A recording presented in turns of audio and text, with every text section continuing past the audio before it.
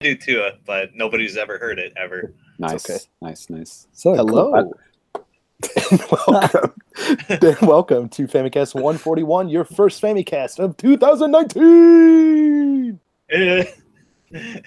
Boom. I'm done with this year already. We're done. See you next year, folks. Now, I'm your host, Danny Bivens, and today I'm joined by James Charlton. Happy New Year, or to the Americans, Happy New Year. Right? Yes, got it. You got to shift the stress, you know. That's right. And Tyrone Schugert. We're back, baby, for another year of torture. That's right. That's right. And Mr. Cyrus Delaney. Yeah, I'm on the show.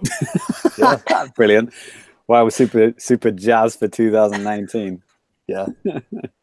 141, baby. Right. So I see, we got quite a few people waiting in the chat. Hey guys, thank you for coming and watching us live. Appreciate that. Hope to give you a good show. If it's all messed up, you can blame it on Cyrus. So no big deal. That's right. Please understand. Just kidding, Cyrus. They got me back. Yep. No, Be so the fall guy. Right. Right.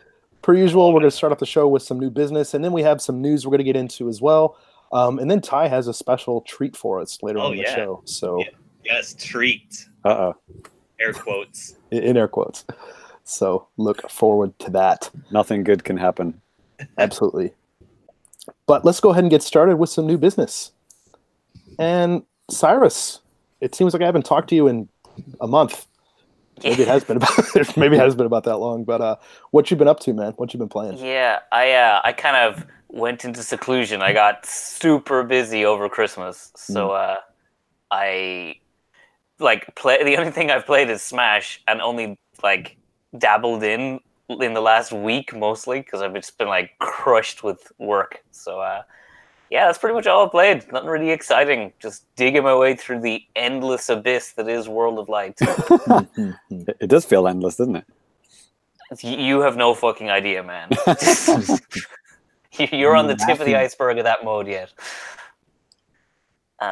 Yeah, I just can't understand how this mode was made in Smash Brothers. There's so much content to it. I mentioned this to James in in a direct chat before, where any other game where a mode of this size, it would just randomly generate an enemy, randomly generate a set of attributes, and do that.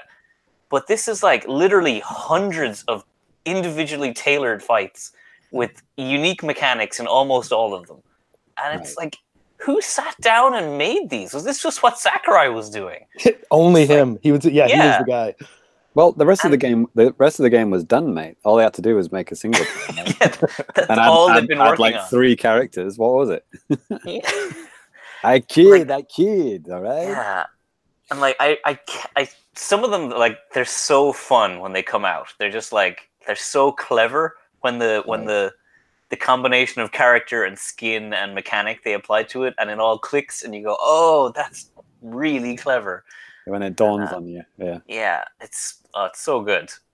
I'd say I'm almost finished now. I think I'm in the end game, but I do think the mode is a bit too long.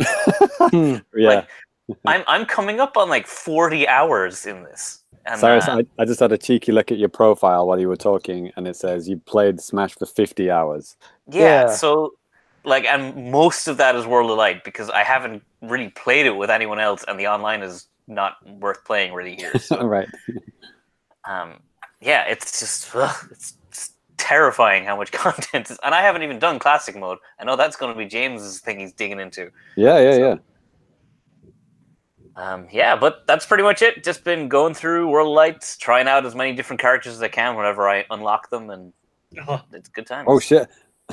I've actually played it for 45 hours, so I'm actually not that far behind you. Before I just throw you under the bus, Danny has played it for 10 hours, by the way, for comparison. Right. Yeah. No, when Cyrus, you said I haven't played it for very long, then I remember, seeing the same things. What bullshit, man? Well, I guess this is Smash Brothers we're talking about. If I had unlimited time to play this, we'd be approaching 4 digits at this point. Right.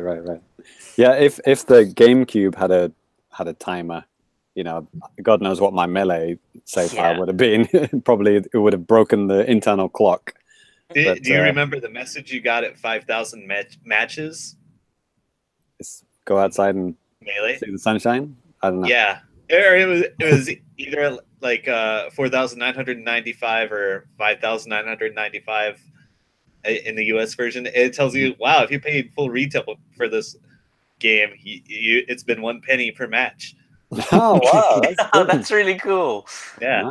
Nice. I never actually got that. I must never have hit 5,000 hours. Sad. I had the Japanese version, but as you might remember, Tide, the Japanese version had dual language on Melee. Ah, yeah. So, I don't know. Don't remember. Maybe I didn't.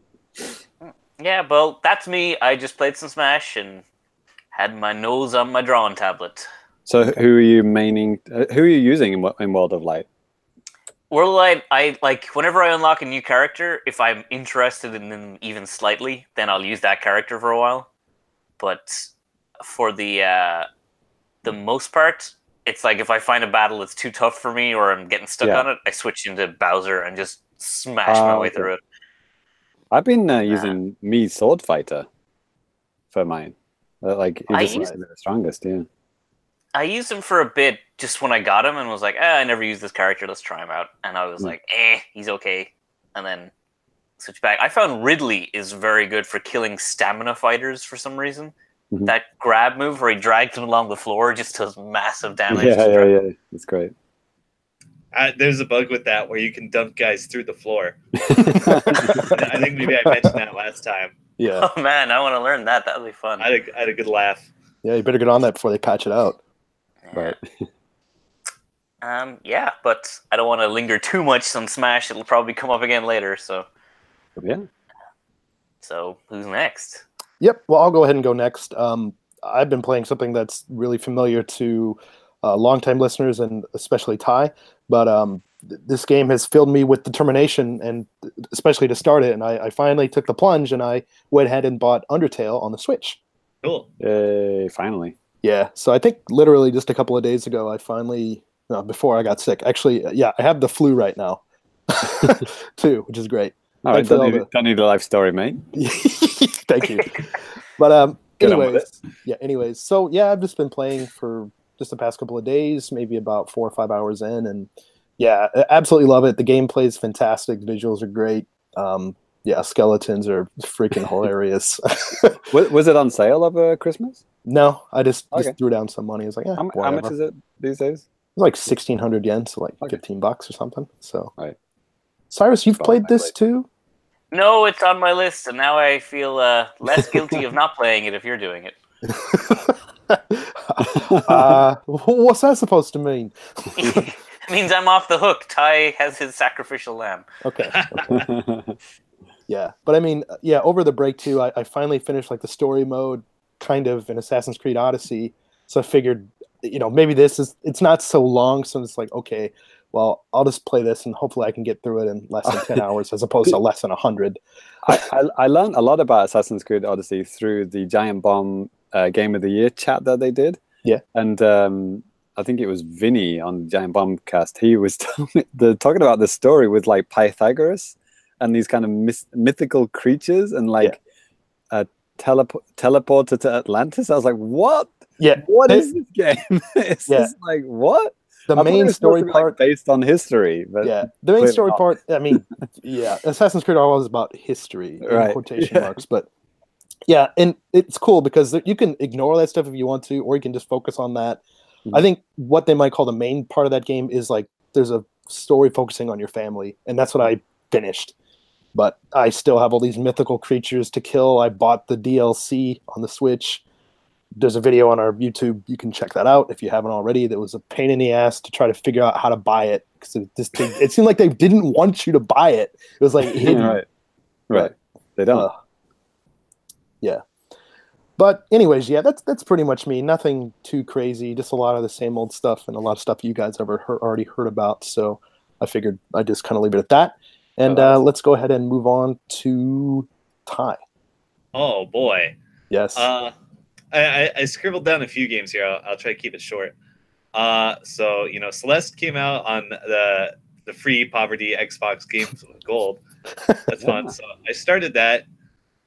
It's fun. I haven't played that much yet, but I'm definitely gonna. Actually, there were two games that have been mentioned on the Famicast that were on Games for. Is it called? What's it called? Games for Gold? No. Yeah, games with gold. Okay, there was Celeste, and there was also the one that Danny reviewed, The Gardens Between. Oh, The Gardens Between, great game. That was also for free.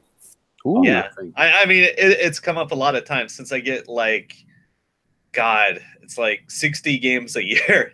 Yeah, Games with gold. And like when you guys mentioned some rando game that's coming to Switch, I'm like, oh, I played that. yeah, right. That's cool. Yeah.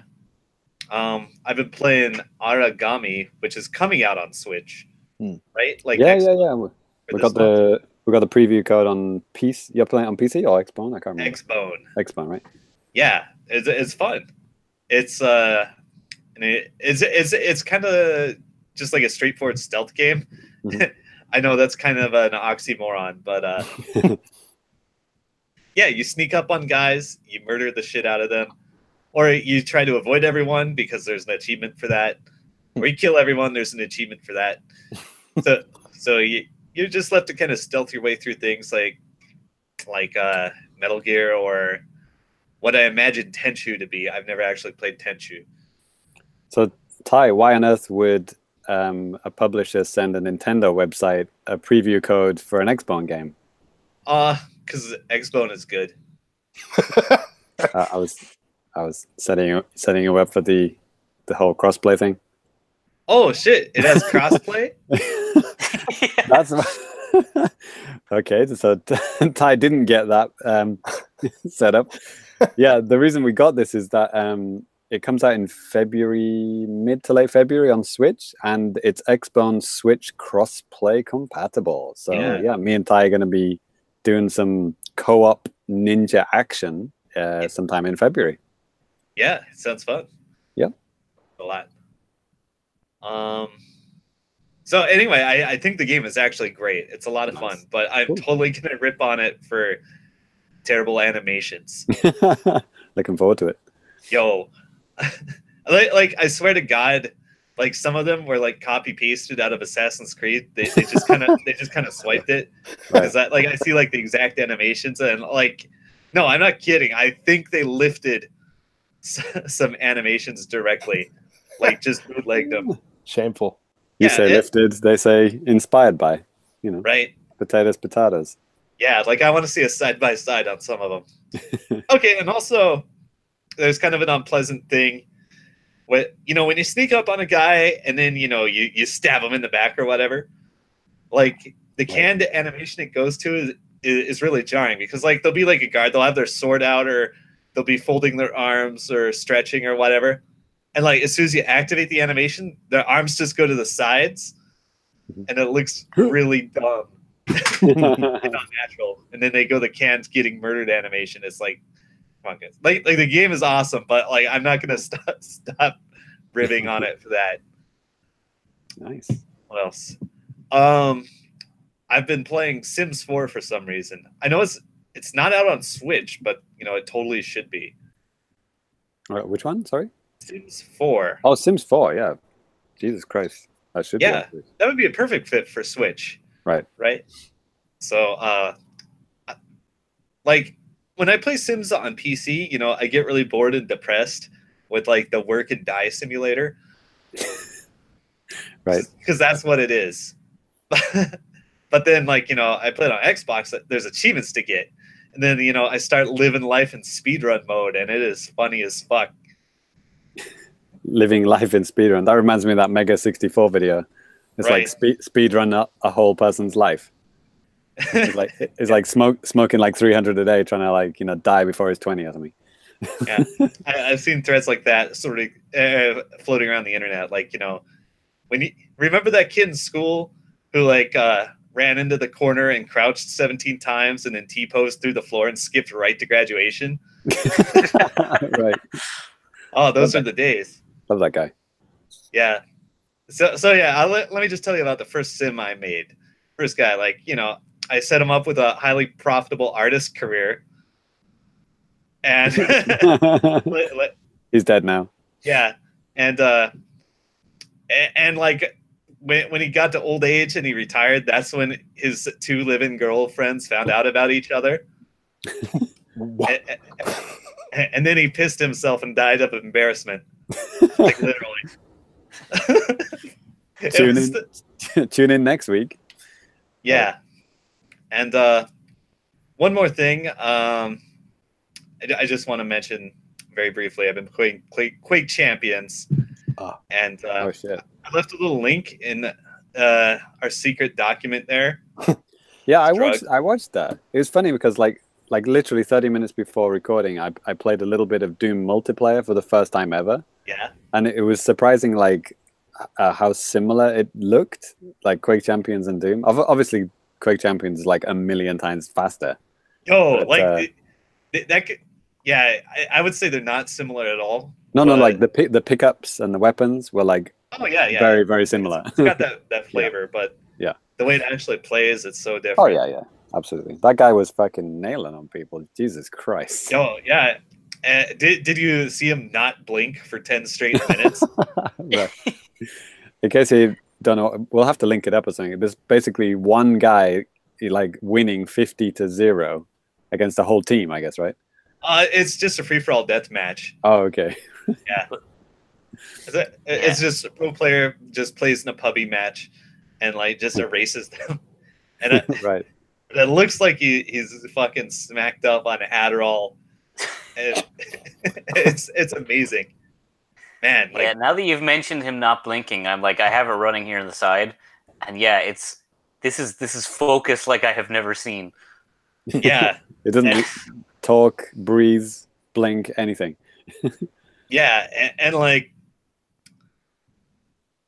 it's like he doesn't even look up at the top of the screen. He just widens his eyes so that his pupils don't have to move. Yeah. It's called focus, Sai. Yeah, and that's the thing I love about Quake is it feels like there's almost no skill ceiling. Like you just try to get yourself, you push yourself harder and harder to become more superhuman. Like, all right, so in the game, like it has like this goofy speedrun movement kind of physics where, you know, if you jump and turn and strafe just right, like you can build a little extra momentum, and then you keep building on your momentum, and then you're like fucking skiing through levels like at 1,000 miles an hour just by playing with the weird physics. Ty, is in Quake Champions, does it like measure your skill? Like when you first start up the game, does it ask you to do a certain amount of tasks, and like they get increasingly harder and they require increasing amount of like dexterity on the keyboard? Was that Quake Champions? That was Quake Live. Oh, Quake Live. Yeah, I played that, and it was like the last challenge. You basically had to like super strafe over this whole chasm without touching the ground and stuff like that. And if you could do that, then you got into like the Uber tier, like the highest rank tier. Yeah, that was a really cool way to do it too. Yeah, that was really. That is very cool. I'd never heard of that, and I'm really impressed. Yeah, I think all games should do that. Like, give you a certain amount of challenge, and then when you get stuck, okay, well, that's your difficulty setting. You can't go any further. That means you're gonna. Yeah, you have to learn how to do the movement. You have to learn how to fucking ride a plasma gun up a wall. Yeah, basically, yeah. Yeah, so that's why I love Quake. Yeah, I mean, like, you know, I've been playing it for a couple months, and I'm like, wow, this makes Overwatch seem like little baby play school game. Holy shit! Right. Yeah. Quake Champions. All right, so that's what I've been playing. Okay, available now for free. Yeah. Right. All right, James, how about you go ahead and close this out? Well, both Cyrus and Ty have both mentioned 2 games that I've been playing as well. So I finally finished up Celeste end of last year, over the Christmas break. Good times, nice happy ending. I mean, that game kicks you in the balls to the very end, and then gives you a nice, you know, happy ending at the time. But you know, when you're watching it, does it get compared to Super Meat Boy? Would you say? It's up there. That's a good question. There's still things that make it so it's not easy mode, but make it so you can really kind of fly through the game, right?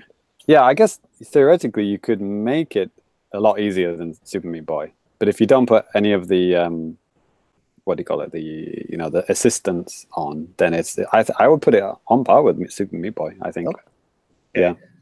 And well, you've already played it, right? So you know it instant reloads just like Meat Boy. Yeah. There's no dicking around. Doesn't waste your time. Right. It's more like a big continuous stage rather than like individual stages like Meat Boy. Yeah, with little pauses for like little cutscenes and little story bits and stuff. Yeah, maybe it's more like I want to be the guy.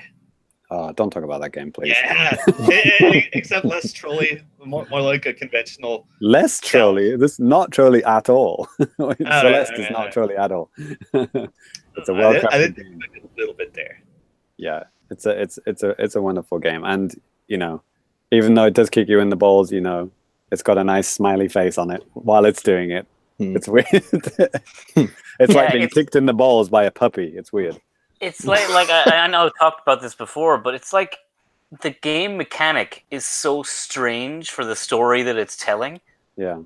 Like the content of like the gameplay just does not seem to match the feel of the game. You're a superhero in a way, aren't you? This girl who can like teleport jump or whatever. It's like I wonder if it's like one of those situations where the gameplay designer like designed this whole game and the artist designed this universe and they met each other like after the fact. Yeah. Probably. I mean, hey, that's what happened with Skullgirls. Am I right, Cyrus? Yeah, that's basically Mike Z had an engine, Alex Ahad had a world and characters, and we're like, hey, let's make a baby. Yeah. I wonder if that's what happened. Okay, keep your hentai out of this conversation, please. And then Cyrus talked a bit about World of Light. Yeah, I've been playing a lot of World of Light, not as much as Cyrus, I think, because Cyrus, all of your 50 hours with World of Light. But for me, pretty much. Maybe, I don't know, 25 of my 45 World of Light.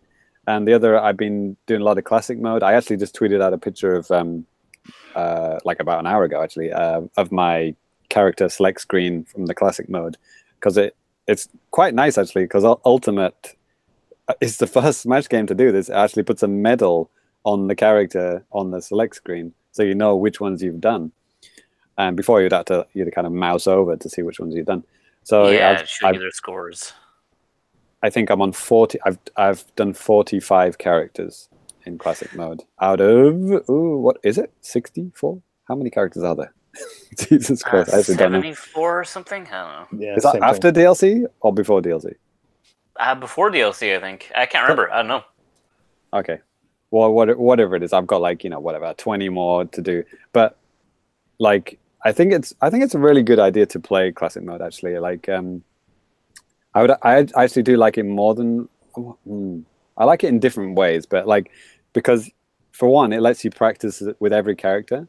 So like, doing somebody's story mode, you get to learn their character's moves and get good. I mean, I highly recommend cranking the difficulty to the maximum, because otherwise it's just not fun. If you leave it at like 1 or whatever, intensity 1, it's not fun. It's just like, because the CPU doesn't do anything. But if you start at 5, I mean, Cyrus, you know this, right? You've actually done a 9.9 run, haven't you? Yeah, I finished it with, I think K. Rool I got was my first 9.9. Oh man, that's impressive. The best I've done is a 9.3. But like so if the most you can do it is to 5, that's the hardest you can do it. But then every person you beat, depending on how well you do, it adds intensity.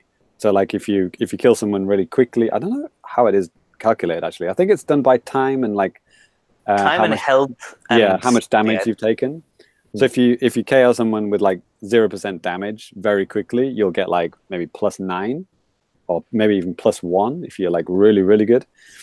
And then it adds that on with each fight. And I think you do like maybe 6 fights and then like a bonus stage and then the boss, right?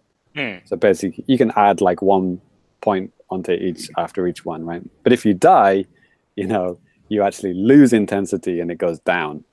And then so yeah, the aim is to not die, is to get to the boss without dying, basically. And if you do that, you're probably going to get a 9.9.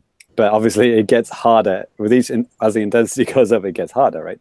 So by the time you get to the boss, you're going to be on like a 9 point something, and the boss is going to be pretty fucking hard. It over.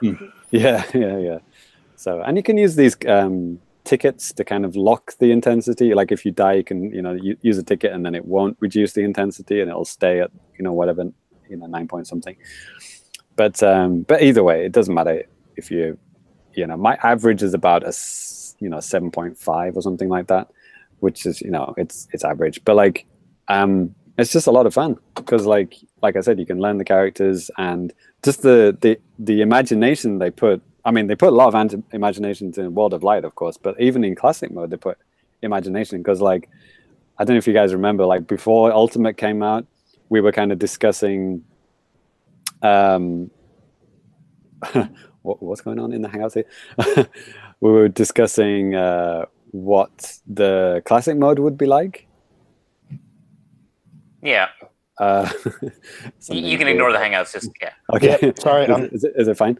Okay. No. We were discussing, like, are we going to have to fight like 74 characters in classic mode? That would be ridiculous, right? It's going to take you like 4 hours to beat the game with one guy, a right? single run through, right? Because that's how it's been in the past. You pretty much have to fight. I think that was the case in Melee. Like you had to beat every guy, right? And get they had Classic and they had All Star. There was the two versions. Yeah. Classic was just like an arcade mode, and then All Star was every character. Yeah. Now that took a lot of time, and it was a pain in the ass. But they didn't do that, thank God. What they did was hand selected people for that character to fight, and they made like a little story about it. Like if the one I just did about an hour ago was the Pokemon trainer, and it's all obviously Pokemon themed. So you fight every single Pokemon character in the game, and things like that. And then there's like ones like Fire Emblem ones, like you fight every sword holding character and stuff like that. And in Incineroar, it's like all the kind of wrestler style characters. It's all the angels and stuff. It's very clever. It's really, really clever. And you think like, whoa, how many angel characters are there? And then as you play it, and the Yoshi one is really clever as well because Yoshi is a dinosaur, and so it's like the dinosaur run, right? So you're fighting all the dragons and dinosaurs in the game, and then you think, wait a minute, how many dragons are in this game? And then okay, Ridley, yeah, of course, Ridley's a dragon type person, and then you fight Rathalos at the end, Rathalos from Monster Hunter. So it's really, really, really clever, and I highly recommend doing it. Maybe not go psycho like I am with every single character, but definitely try out a few. And then another game inspired by our Fami's discussion, like need to play more of in 2019. And I got started a little bit early, actually. It was Doom, because I promised to play more Doom this year. But I got a head start, started playing it in over Christmas, actually. And I was actually ripping demons' heads off on Christmas Eve and Christmas Day, which felt a bit weird. I felt like Ty. I was like, what am I doing? It feels like something Ty would do. It's like a feeling, isn't it? It's like there's my kids next door, putting presents under the Christmas tree. There's Daddy ripping the horns off a demon and shoving it up its own ass. Merry Christmas. Right. That's a good kill animation. But like I obviously I started off where I left it off, wherever it was. I just kind of dropped the game whenever it was several months ago. I picked up straight from there and just didn't stop. And I just got to the Cyber Demon. I think it's the Cyber Demon. It looks like a Cyber Demon. I just tweeted a video of that. That was very impressive. And that's a fun fight. That's really, really impressive. I just can't get over how good this game looks on Switch. It's just ridiculous. Like it almost looks like they've shoved some pre-rendered videos in there because you think the Switch can't render this in real time, but it really is. Like they actually have done it. It's like it's really, really impressive. Yeah. What, the scaled resolution, or I forgot the exact term for it. Yeah, absolutely. And also they've you can take screenshots and you can do video capture as well, which you can't do in Smash, which is weird. What? like neither of them? So you can do screenshots, but you can't do video. Which I don't know. There are some theories. Like my theory is probably they just want to have the optimal frame rate or whatever, and they don't want to have anything, touching the frame rate from like a lock 60. Because Doom is not 60. Doom's like 30. Yeah. So maybe they're less worried about that. But yeah, you can save videos anytime you want. Yeah, and that's what I just did. You check out the Cyber Demon entrance; it's pretty impressive. So yeah, Doom. I don't know how far am I from the end, Ty? Cyber Demon fight. I think you're like probably 3/4 the way through. 3/4. Okay. Yeah, let's see. Right. But in Mars, you go to hell, then you go back to Mars, then you go to hell again, and that's the last leg of the game. Okay, awesome. But one thing that's really like impressed me is that I'm actually getting a lot of like Half-Life vibes from it.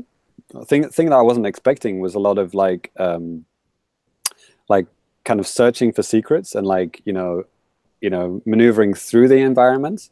I thought it would just be a very much a straight run and gun type thing, but like there are a lot of places where you're doing a lot of jumping and exploring and climbing. Oh yeah, like that's a Doom staple, is the open world level almost that you have to keep going back and forth on to find secrets. Yeah, like I got the impression that Doom, some parts are linear, but other parts are you get the keys to go to the doors. Right. Because it starts off quite linear, but then like as you go through it, there's some bits like very vertical levels. I was like really surprised. Oh yeah, the straight climb. Yeah, like that huge machine that you're climbing up. But like the clever thing is like the level design is really, really good. Like it took me by surprise. Like why I said Half-Life is that Half-Life is really like it's constructed like just beautifully, like amazingly constructed, like adventure, first-person adventure kind of thing. And they've kind of like added like green highlights to places, so like which area to go, because a lot of those kind of like first-person games where it's like you just kind of like walk, okay, where am I supposed to go, and you're just supposed to like push against every single wall until you find like a little gap or something like that, right? But Doom doesn't let you do it. It's like, okay, so something green will be highlighted in the environments, and that's where you're supposed to head for. And that was just such a genius touch. Very, very clever. Yeah, it's almost like a like a Nintendo, like a Metroid Prime. It's almost like a Metroid Prime style touch. Where you always know what you're supposed to be heading for, and I really appreciate that. And I just didn't think this Doom would be like that, and I was very impressed by that.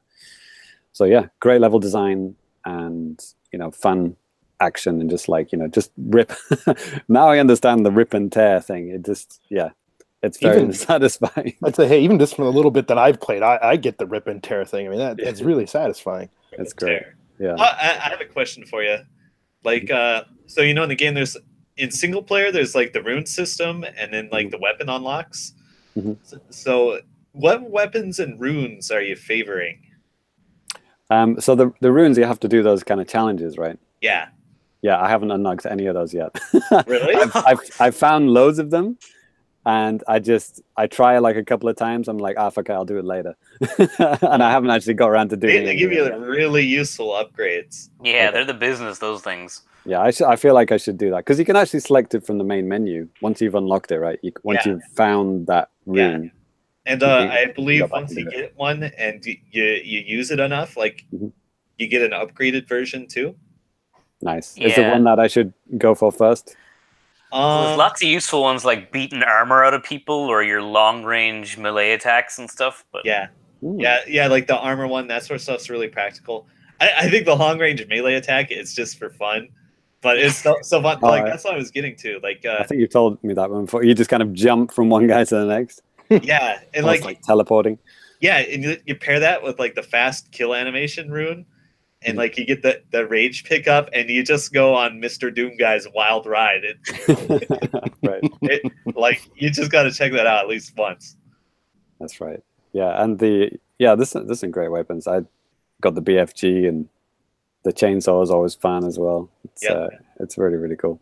And it's because I played like original Doom back in the day, just like seeing the 3D renderings of those like fucking old sprites and stuff, it's just like Natsukashi, that takes me back.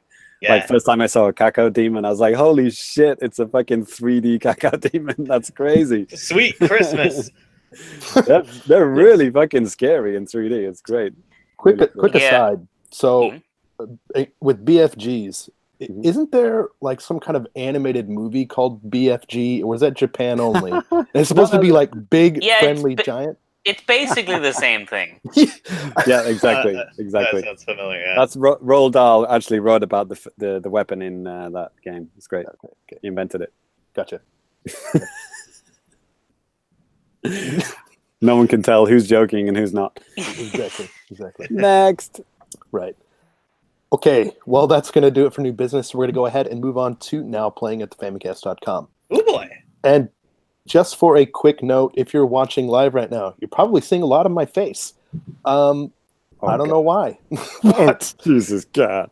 Yeah, you're probably thinking, geez, I'm sick of this. I don't want to watch. But if you're only seeing me, just so you know, there are like 3 other guys here and they're talking. It's not just like coming out of my head or whatever. If you're a longtime listener, you already know this. But if you're not, hi, welcome. But anyways, yeah, sorry about the technical thing. I don't know what the hell's going on, but Is Hangout screwing up? Yeah, well, like I can see it just fine, but for whatever reason on the live feed, it's just me. I've been keeping tabs on YouTube, and it's just Danny. He's got a remarkable array of facial expressions I've never noticed before.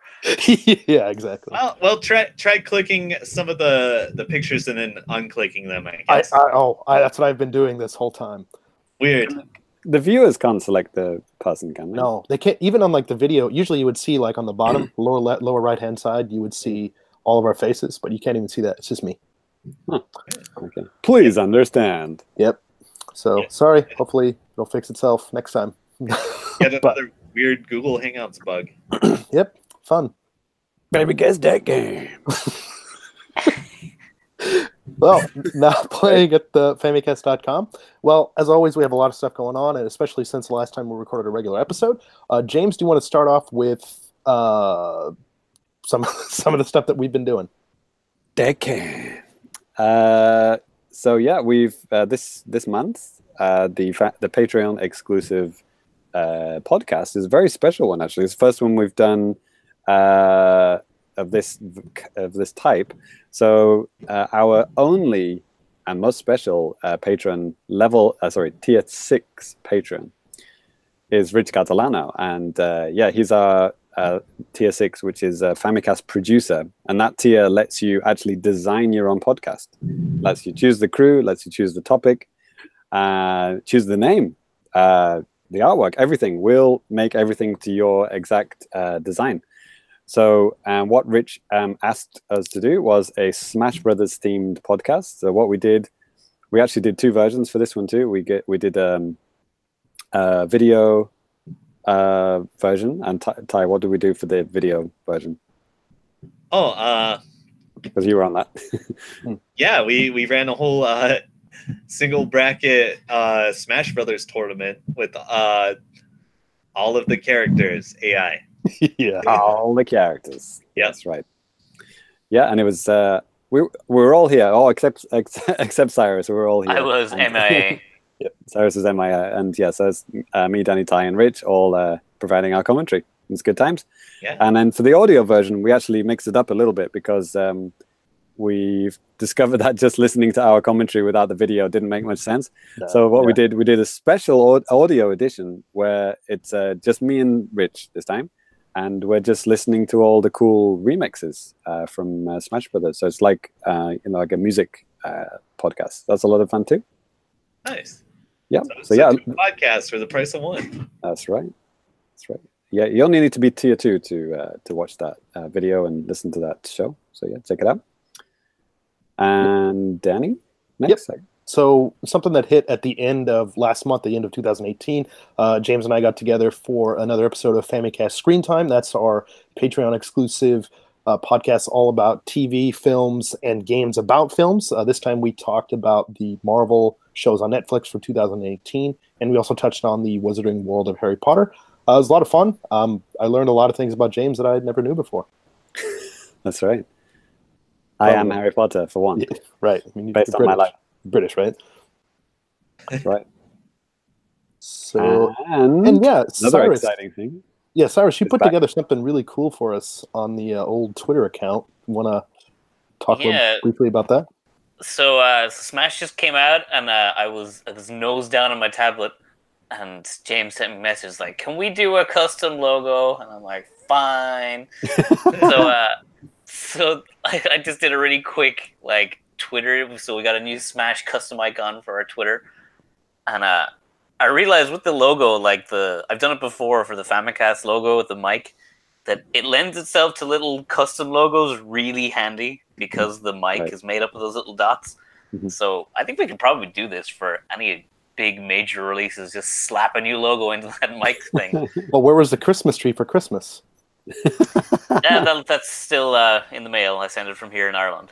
Okay, gotcha. Because we did it for Halloween too, and it worked pretty nice. Yeah. I did. That's right. Sam Hain is back. God bless you, Super NES box art. So, and the other thing Danny forgot to mention for some reason, Famicom Online. Oh, yes. It's back. It's back, baby. Oh, boy. Man, some of these... Wow, with a lead-in like that. We make the awful slightly less awful. I meant, like, the experience for James and I was terrible, but I think it's going to be entertaining for you guys. So, yeah, definitely look forward to that. That's right. Probably. And something I forgot to mention is also, in addition to the Patreon exclusive Smash video, we actually do have a Smash videos that everyone can watch for free on the YouTube channel. I've been doing a series basically focusing on every video game series that's a part of Smash Ultimate, and then just doing a video focusing on the characters and stages of that. So like we've got like a Super Mario Series 1 and like Splatoon 1. So if you just want to see like the Splatoon characters on the Splatoon stage, there's a video for that. There's a whole playlist, so you can just choose whatever game series you want to look at. Want to check out the Castlevania character and stage, you can do that. Bayonetta, Metal Gear, anything you want. It's all there. Slowly getting through them all. There's only a few left to do, but yeah, good times. Nice. Yep. All this and a Famicast that game. Right. And James, I think you know what time it is. News. That's I'm right. still not sure what time it is. Like James just said, it's time for the news. We need a little translation from Japanese or British English. I don't know what he was saying there, but we do know what he was saying. But if you don't, so this first bit of news, I thought this was going to be the biggest thing that we'd be talking about in the episode, but then a couple of different news things dropped earlier today. But so if you're listening to the show, if you've been a long-time listener of the show, I think you've probably already figured out what. Okay, let's just go ahead and get into it. So Danny's lost the plot. Yep. So of course, you guys have probably heard that Nintendo President Furukawa was interviewed by Nikkei, and there was a translation out by Nintendo Everything, and a lot of outlets were running with a lead of saying like Nintendo going out of the console business. Like, yeah, that was me. Starting off, yeah, it's James. Starting off by just saying things like this, and and I'm hoping that you guys are all familiar with this, at least somewhat. Yeah, I can't. Sure. I half with it. Okay. Well, I mean, it was a. What's the quote, Danny? What's the quote? Let's read the quote. So, the quote in question here is, oh God, hold on. It has been over 30 years since we started developing consoles. Nintendo's history goes back even farther than that. And through all the struggles that they faced, the only thing that they thought was about was what to make next. In the long term, perhaps our focus as a business could shift away from home consoles. Flexibility is just as important as ingenuity. Oh boy, here we go. Yeah. So translations. Famicast is over. Right. Translation: all games are on smartphones by 2020. Yeah. And I mean, he did go on to say that he would like to see more Nintendo properties on smartphone, but I mean, that's not anything new. I mean, this is something that Nintendo's been saying they're wanting to do, but it doesn't say that, they want to have all of their games on smartphones yet. Oh, no, they love having proprietary hardware more than anything in the world. Yeah, I think so too. But yeah, Nintendo smartphone coming 2020. You heard it here first. Yeah, just in time for the Tokyo Olympics. But being an extremely Japanese business, they want to expand into everything and have a long record of doing so. Yeah. If you remember the Nintendo eyeglasses or the Nintendo love hotels. Right. Right. There for that. Yep. True story. But it's funny because like all of their smartphone apps have been not good in my opinion. Like, because well, Pokemon Go is not made by Nintendo. Yeah, aren't all of them just farmed out? Yeah. Yeah, I think so. Maybe not Fire Nintendo. Emblem. Fire Emblem and Mario were internal, I think. Yeah. Okay. And Fire Emblem is very good. I Yeah, actually enjoyed that. It was just not my game, so I gave up on it. Yeah, I mean, I played right up until the time when the Switch came out. I beat all the stories at that point. I'm like, cool, I finished it just in time. And of course, they're always adding stuff to that. But I mean, it was fun for what it is, But I wasn't going to pay any money or anything like that. So, did anyone install the Animal Crossing one? I did. I didn't like it. I briefly had it. My girlfriend, or wife now, briefly had it, and even she got a bit bored of it. But I know plenty of people who are still like all in on that thing. Oh yeah. Yeah, friend of the show, Brian, Japanese Nintendo, he loves it. No, that was the only one why I didn't even install it. Like all the other ones, I've installed it and then deleted it after like 24 hours or whatever. But the Animal Crossing one, I didn't think even just trying it would be worth my time. So, because even regular Animal Crossing is not really my thing. So why would I do a diluted version of something that's not really my thing? But that's the thing with all these smartphone games, isn't it? It's just like it's like a sample of what the actual game would be like. So, which I think was the plan with them, wasn't it? Yeah. Which means that they always have to have actual games, right? They can't just fully go to smartphone, right? You can't have only the photocopied versions. You have to have the actual originals as well, right? As things stand right now, yeah, absolutely. Yeah. But who knows? I know the Nintendo released that Dragalia Lost or whatever it is. It's that's right. And that's really big right now. Yeah, they teamed up with what was it? Psy Games? Is that the name of that company? Yes. I Yes, can't remember. Psy, dude, it's your company. Well, I said I was busy over the Christmas. But, it's not. Yeah, right. It's not on the European store. Like no, that's the only thing that stopped me installing it. So yeah. Like I just can't be asked to switch over to my Japanese one. Oh man, I didn't even try it out. Is it on the American one? I have no idea. I haven't even bothered to look. It's definitely on the Japanese one because like every other Twitter ad is for that. You see TV commercials for it and stuff too, man. I mean, yeah. I mean, a lot of my American friends in Discords I'm in really like that game. So, I mean, friends of the show, A4, they were responsible for the English translation, right? So we should check it out. Yeah, for their sake, but not yet. When it comes to Europe, I might install it for a few minutes, see what happens. So nothing to worry about for the next few decades, at least, I guess. Yeah, I mean, we'll all be dead anyway by the time they all go to fully smartphones. We're not even going to be using smartphones at that point. We've all seen Akira, right? I mean, 2020 Tokyo Olympics, we're all dead. So yeah, that was a Nintendo satellite. The end of that movie. Nice. I'm glad you caught that, Si. Nice. They'll be all like, "Why are all Nintendo games in the brain implant? I used to like it when they were physical things." We're not going to be using phones. You actually use your hands? What is this, a baby's toy? There you go. Exactly. Who are you, Elijah Wood? All right. Well, speaking of baby toys, this boy. What? This next little bit of news just kind of dropped this morning. Yoshi Craft World, Yoshi Craft World. You got it the wrong way around, mate. No, the English is Crafted World. I know. Japanese is Craft World. Yes. Craft World. It's set to come to Switch on March 29th. It's going to retail here for 6,458 yen. The download's going to be 5.3 gigabytes, and it supports all major languages. It's pretty much worldwide release on this one, too. You guys, anybody interested in this, Ty? No. Why would you say that? Is this some Mario Maker thing, or is this some cardboard bullshit? What is it? It's a video game. Like, you actually play it on a video game system. Oh, by another fucking yarn game. No, this one's with, like, cardboard. Digital. Cardboard and, like, cotton buds. Yeah. You can't blame Ty for getting that mixed up. Oh, I know. They're all very similar. Yeah. Yeah, you hear a name like this, you think, oh, man, is this some kind of new, like, Nintendo Labo thing? It's like, not yet. But Yoshi isn't made of cardboard, right? Well, didn't Yoshi's story already have this whole cardboard aesthetic going on? Yeah. Yeah, it was kind of like a storybook, like a pop-up book before they nailed that art style. Yeah. And this game, I think I mentioned on this before, it just looks so hideous to me. Like, it looks terrible. Like, Woolly's World had such a beautiful aesthetic. Like, it looks It looks such like everything looks like wool. It looks amazing. This just looks like trash, and it looks like really accurately rendered trash. Yeah, I don't want to play with that. They're nailing what they're going for, which is basically garbage that became Yoshi. But I don't know. I'm interested. I mean, I liked Woolly World. I thought it was a lot of fun. This seems like it's kind of in the same vein. Could be pretty fun. We're talking about the story trailer that dropped. They released a new trailer and the price and the date, basically at the same time, right? Yeah.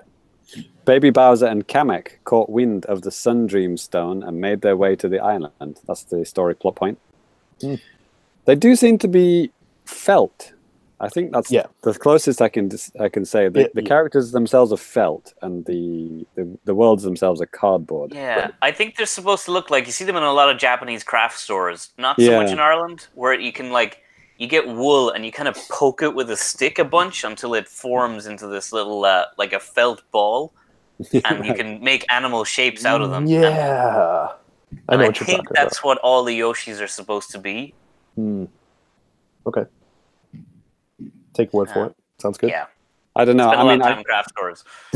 I do like Yoshi games. I like Yoshi's Island. I liked Yoshi's Woolly World. Did you like Yoshi's Story? Not as much. Did anyone? No. Well, on the 64? Yeah. It's okay. It had some interesting music. Nice save. Didn't it have like a rap song in the music or something like that? Don't think so. Didn't make it that far. Yeah. Gross. Yeah, but I think the Wii U one, the Woolly World, is that on the Switch? That's not on the Switch, is it? No, it's on the 3DS. It's on, I knew they remade it. Yeah, it's Poochie mode. Yeah. Right. Yeah, I think that's a really good game, and it's got a decent amount of challenge in it, and it looks like a baby's game. I mean, it's like the classic Nintendo thing. You can do it. You can just play it like baby mode. They even do have like baby mode where you can't die or something, right? But if you turn that stuff off and you go for all the collectibles and you try and get all the hidden secrets, it's very challenging. But you can play it how you want to, and probably this is going to be like that. That's kind of what I think too. Yeah, but I don't know. I'm kind of on the fence. But the aesthetics are not as, like Cyrus says, not immediately adorable like Woolly World. Oh yeah. Woolly Yoshi is in Smash Ultimate, by the way. It's right. 8th costume is the Woolly Yoshi. Yeah, that's a nice touch. I like that. Yeah.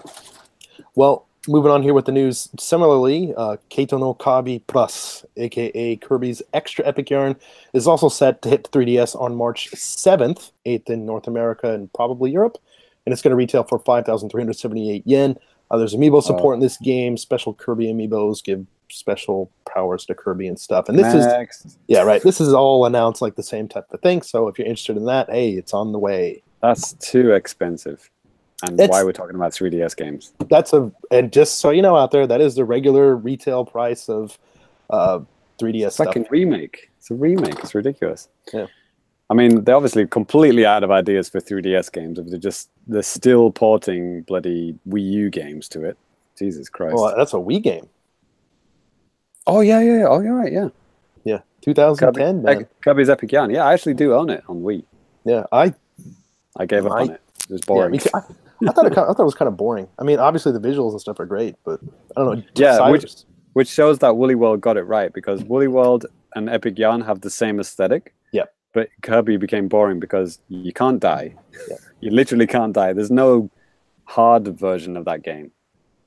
Hard version is you have to make it hard in a different way than what you do in Yoshi. Cyrus, do you have any experience? You have any experience with Yoshi or Kirby's Epic Yarn? No, I love Kirby, and I haven't bought a Kirby game in since Dreamland on the Game Boy. I can tell because he loves it. He loves it, guys. Like every time a Kirby game comes out, I'm like, oh, cool, that's really good. I want to get that, and I've never bought one. Well, in Cyrus's defense, they are all garbage.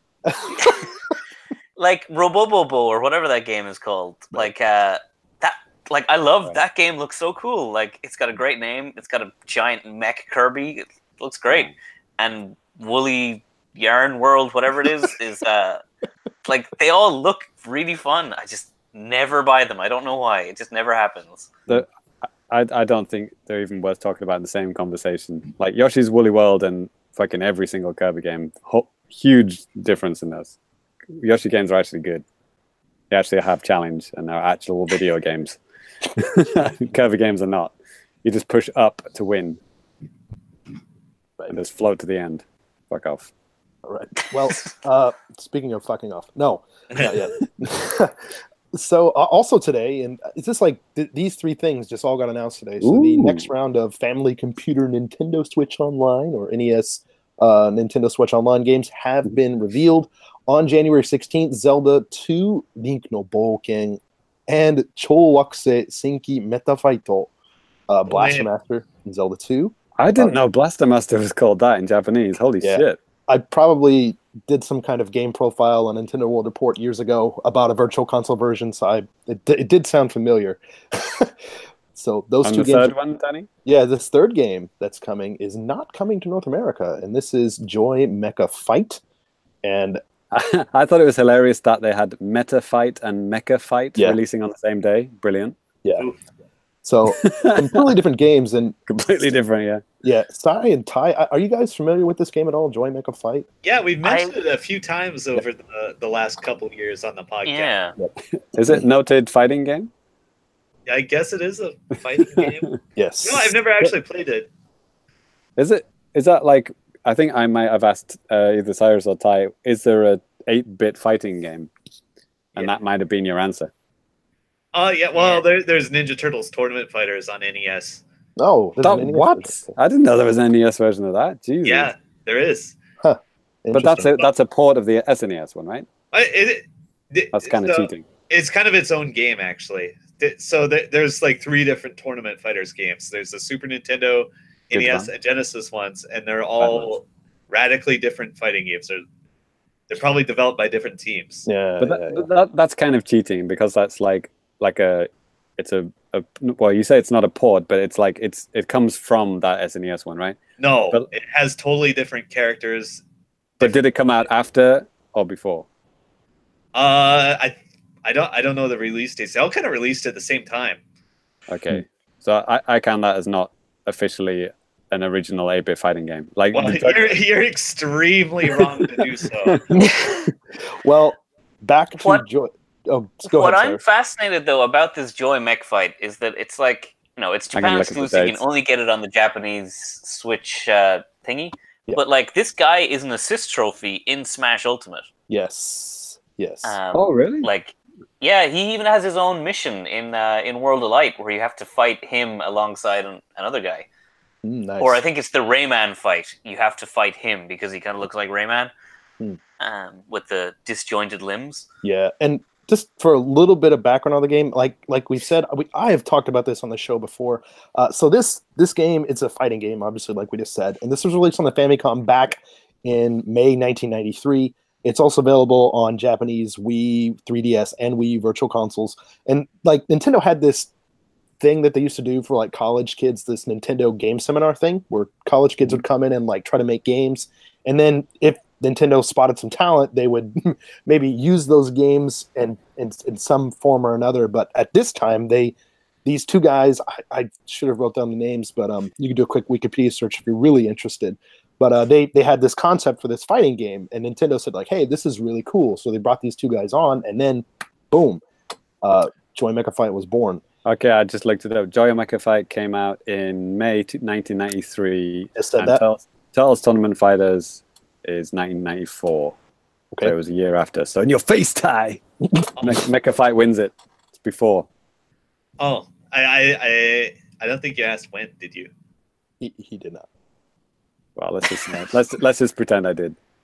Okay. In my face. But you're right. They all did come out like around about the same time. Yeah, and that's really, really late. I mean, for Turtles and Joy Mecha Fight. I mean, at the time, most people were just probably starting to switch over to Super Nintendo and Super Famicom and stuff like that. But I mean, it's hard to argue when you have like 100 million fucking systems in the 90s. Yeah, and I mean, karate, like international karate, was on the Commodore 64 in like 1985 or something, wasn't it? Yeah, well, I think Rise of the Robots also came out on Commodore in like the 90s. Noted, great game. Yeah. But anyways, a lot of people are kind of ticked that, you know, Japan's getting an extra game and like all of this stuff. And Oh, right, shit. So Japan gets 3, US gets 2? yeah, I mean, West gets 2. the reason's obvious. I mean, it was never released in Japan. It's not localized. It probably wouldn't be that, from what I'm remembering, because I have it on 3DS or Wii U. I don't remember which one. It's not that hard to get around with if you don't know any Japanese. Maybe some menu stuff, but I can understand. Is it two player? I'm assuming. I'm pretty sure you can do 2 players. You can also do 1 player. There's like something like 30 fighters in the game too. Nice. It's pretty crazy. So Danny, if people want to see, you know, a head-to-head battle online of Joy Mecha Fight, where should they go? It's gonna be me versus James. That's right, Famicom Online playlist. Check it out. Yeah, we haven't done it yet, but you know, I'm assuming we're gonna do it. When are they coming out again? That's on the January 16th. So mark your calendars for that. Okay. And if you don't have a Japanese Nintendo account or whatever, you can make that stuff so easily, and you can download all this stuff on your Switch. It's really not that big of a deal. So if that's something that you're interested in, definitely go out and do it. You might regret it, but you know, whatever. Next Wednesday. Cool. Okay. Yep. Nice. Okay. I'm looking forward to checking it out. Yeah, it should be pretty fun. I've only played it by myself, so. Alrighty. Well, Ty. Yeah. Yeah. You're gonna do a thing. Yes, I'm doing a thing. Cue the music. All right. Do we have music? There's something. Audio version. There's something. So, anyway, as you guys know, every few months, I'm absolutely shocked and appalled that you guys haven't played some important genre-defining game or something like that. So I've been kicking around this idea in my head, and I finally put together a list of mandatory playing. Oh, God. Yeah, and if it's a New Year's, this is your New Year's resolution from me that I'm assigning to you. So this is just my first pass at the list. Okay. So anyway, these are games that I feel you need to play to not because they're the best games, but because they have very important insights to design or narrative that you have to experience to appreciate video games as a whole. Okay. I literally have a pen and paper ready. Are these customized for all of us, or are they just like for all these are for three of us? everyone. These are for all our listeners. These are for all the game journalists out there that suck. These are for all the game designers that suck. I hope there's nothing with any like competition in it, because I think there's something fundamentally wrong about competition in games. Have you been reading scrub quotes? Oh boy. We'll get into that later maybe, but yeah. All right, so I scribbled this over the last couple days. This is in sort of chronological order. All right, here we go. These are games you got to play. First one's a gimme. Super Mario Brothers. Okay. Never heard of it. Never heard of it. Yeah, so you've all played Mario Brothers. I don't know many people that don't, but right. For me, I believe this is the exact point where games kind of crawled out of the primordial goop of Atari. Yeah, of, being pretty good. I mean, there's some game good design games has before. to make sense. Yeah, it's like the first game I feel that actually felt good to control. Mm.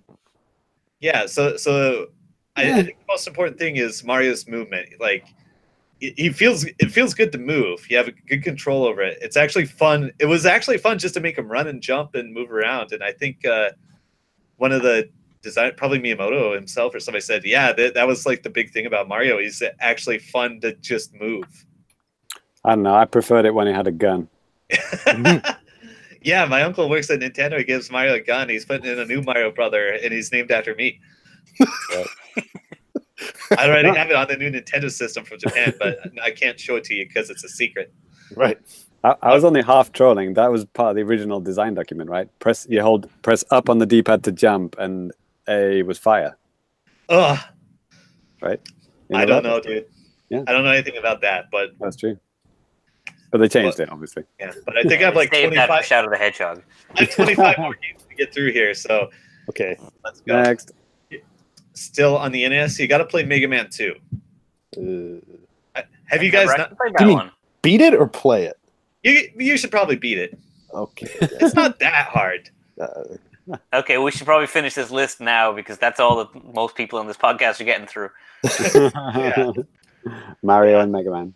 Yeah, if you want, I can tell you how far you need to play each game. I wonder if that'll come to Famicom Online. Have they had third party on that yet? Oh, they have the Mega they Man do. collections already. So Oh, Ninja Gaiden was on there, right? it's there. Yeah.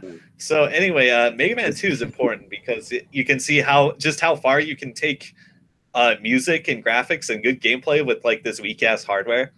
Right. Yeah, and it's it's kind of like the iconic Mega Man game. You got to play that shit. Okay. Yeah, games still like bite off the design of Mega Man 2. Like today, you got to play Mega Man 2. Are there any more NES games? Yeah, there's one more. You might be able to see it coming. Uh-oh. Is it Battletoads? Yes, it is. You have to experience the pain. The game is extremely good, but it's extremely hard. Okay. I thought you said the peen. And I was like, No. what? Okay. The pain. Sorry. Yes, you have to experience the long, hard dick of Battletoads. Well, I mean, hey. Yeah. I played it a long time ago. Yeah. Yeah. You just got to play Battletoads. You have to understand firsthand the experience of the turbo tunnel. I've watched you play. Isn't that good enough? No, you got to play this shit. You have to at least try it to beat the turbo tunnel. Okay. Like actually try. That's as far as I would force you to play it. Okay. So All right. only one of those three are actually on the online service. Only Mario Brothers so far. Guess what? They're all on emulators. So the rest just illegally downloaded. You mean in legally purchasable from various official retailers? Well, I had Mega Man 2 and Battletoads on my Xbox. What's up? Yep. Battletoads, is that like, what is that part of? Like Rare Replay? Yeah, it's on Rare Replay. And Mega Man, well, they just, like somebody just said, right? The Mega Man collection. Yeah. Yeah. Let's just pretend that, we believe in legality and all that kind of stuff. Yeah. Also, don't use save states or rewinds, you cowards. I'm not gonna. You can neither confirm nor deny if I'm doing that. So. Yeah. Right. Yeah. I beat Battletoads on actual NES hardware, so get fucked. Okay. All right, now. So we are talking about peens. Yes. Yes. This whole segment is my giant video game dick. All right, in the turbo tunnel. Yeah, dude. That's what she said. You just have to experience the turbo tunnel. It's an important insight into game design, I think, Right. or maybe not game design, but just masochistic joy and suffering. All right. Well, let's keep them coming, Ty. Yeah, I'm writing them down. Next up, all right, we're into the Super Nintendo era. Finally. Yeah, you got to play Actraiser. I've never actually played that. Oh, you have to play it. I mean, that's why it's on this list. Right. Yeah, it's you might be familiar with the basics of it. It's like part like action game and part like simulation building game, and it is so good. And Why do we need to play that? Because it's like a genre blending thing, or yeah, I think you have to get a feel for the really great way that's paced. Because it's like fun action, then you get to relax for a bit, and then you go back to the action, and like these things, they feed back and forth into each other. Like you build more houses, you get more hit points to use in the action. would he not just be like? Would some people be frustrated? Like, just let me get back to the actiony bit. You can move back to action pretty quick. Like you have a lot. I feel like you have a lot of control over how long you spend dicking around and building, and as opposed to the action. More dicking, right? Yeah, and I mean it's paced just right too. I think. Well, I mean, partially because it's flexible, but like you won't get bored with it like ever. That's my Guaranteed. takeaway. All right. Yeah. By the way, if any of you are listening to this now or listening to it later, you should leave a comment or in the chat of if you've played or completed any of these games. Yeah, boy. Let us know. how you're doing on Ty's New Year's resolutions. Yeah, and let me know if I missed any games I think are super important. Like GoldenEye is not on this list, even though I think it's one of the best five games ever made. That's right. But I don't think it'll give you like a keen insight. Right. Like you can get like a similar experience playing like Halo split screen or on a network. Yeah, he says. Well, anyway, moving on. Yeah, it's one we already mentioned today. You got to play Doom, the original one, 1993. Yeah. Been there, done that. Made the maps. Yeah, dude. Yeah, I would say, just play through the game to completion. There's a reason people still fucking play this game like today. Wasn't it like a new pack like released just before Christmas or something? Oh yeah. John Romero himself released like a new episode. I thought that was like an early April Fool's joke, but that's real. Yeah. John Romero lives in my town here in Ireland now. I see him sometimes at meetups. Really? Wow. Yeah. Wow. Good shit. To win the game, you must meet him. So well done. You win the game. I got that achievement. Yeah. That's achievement wild. unlocked. That's good. Yes.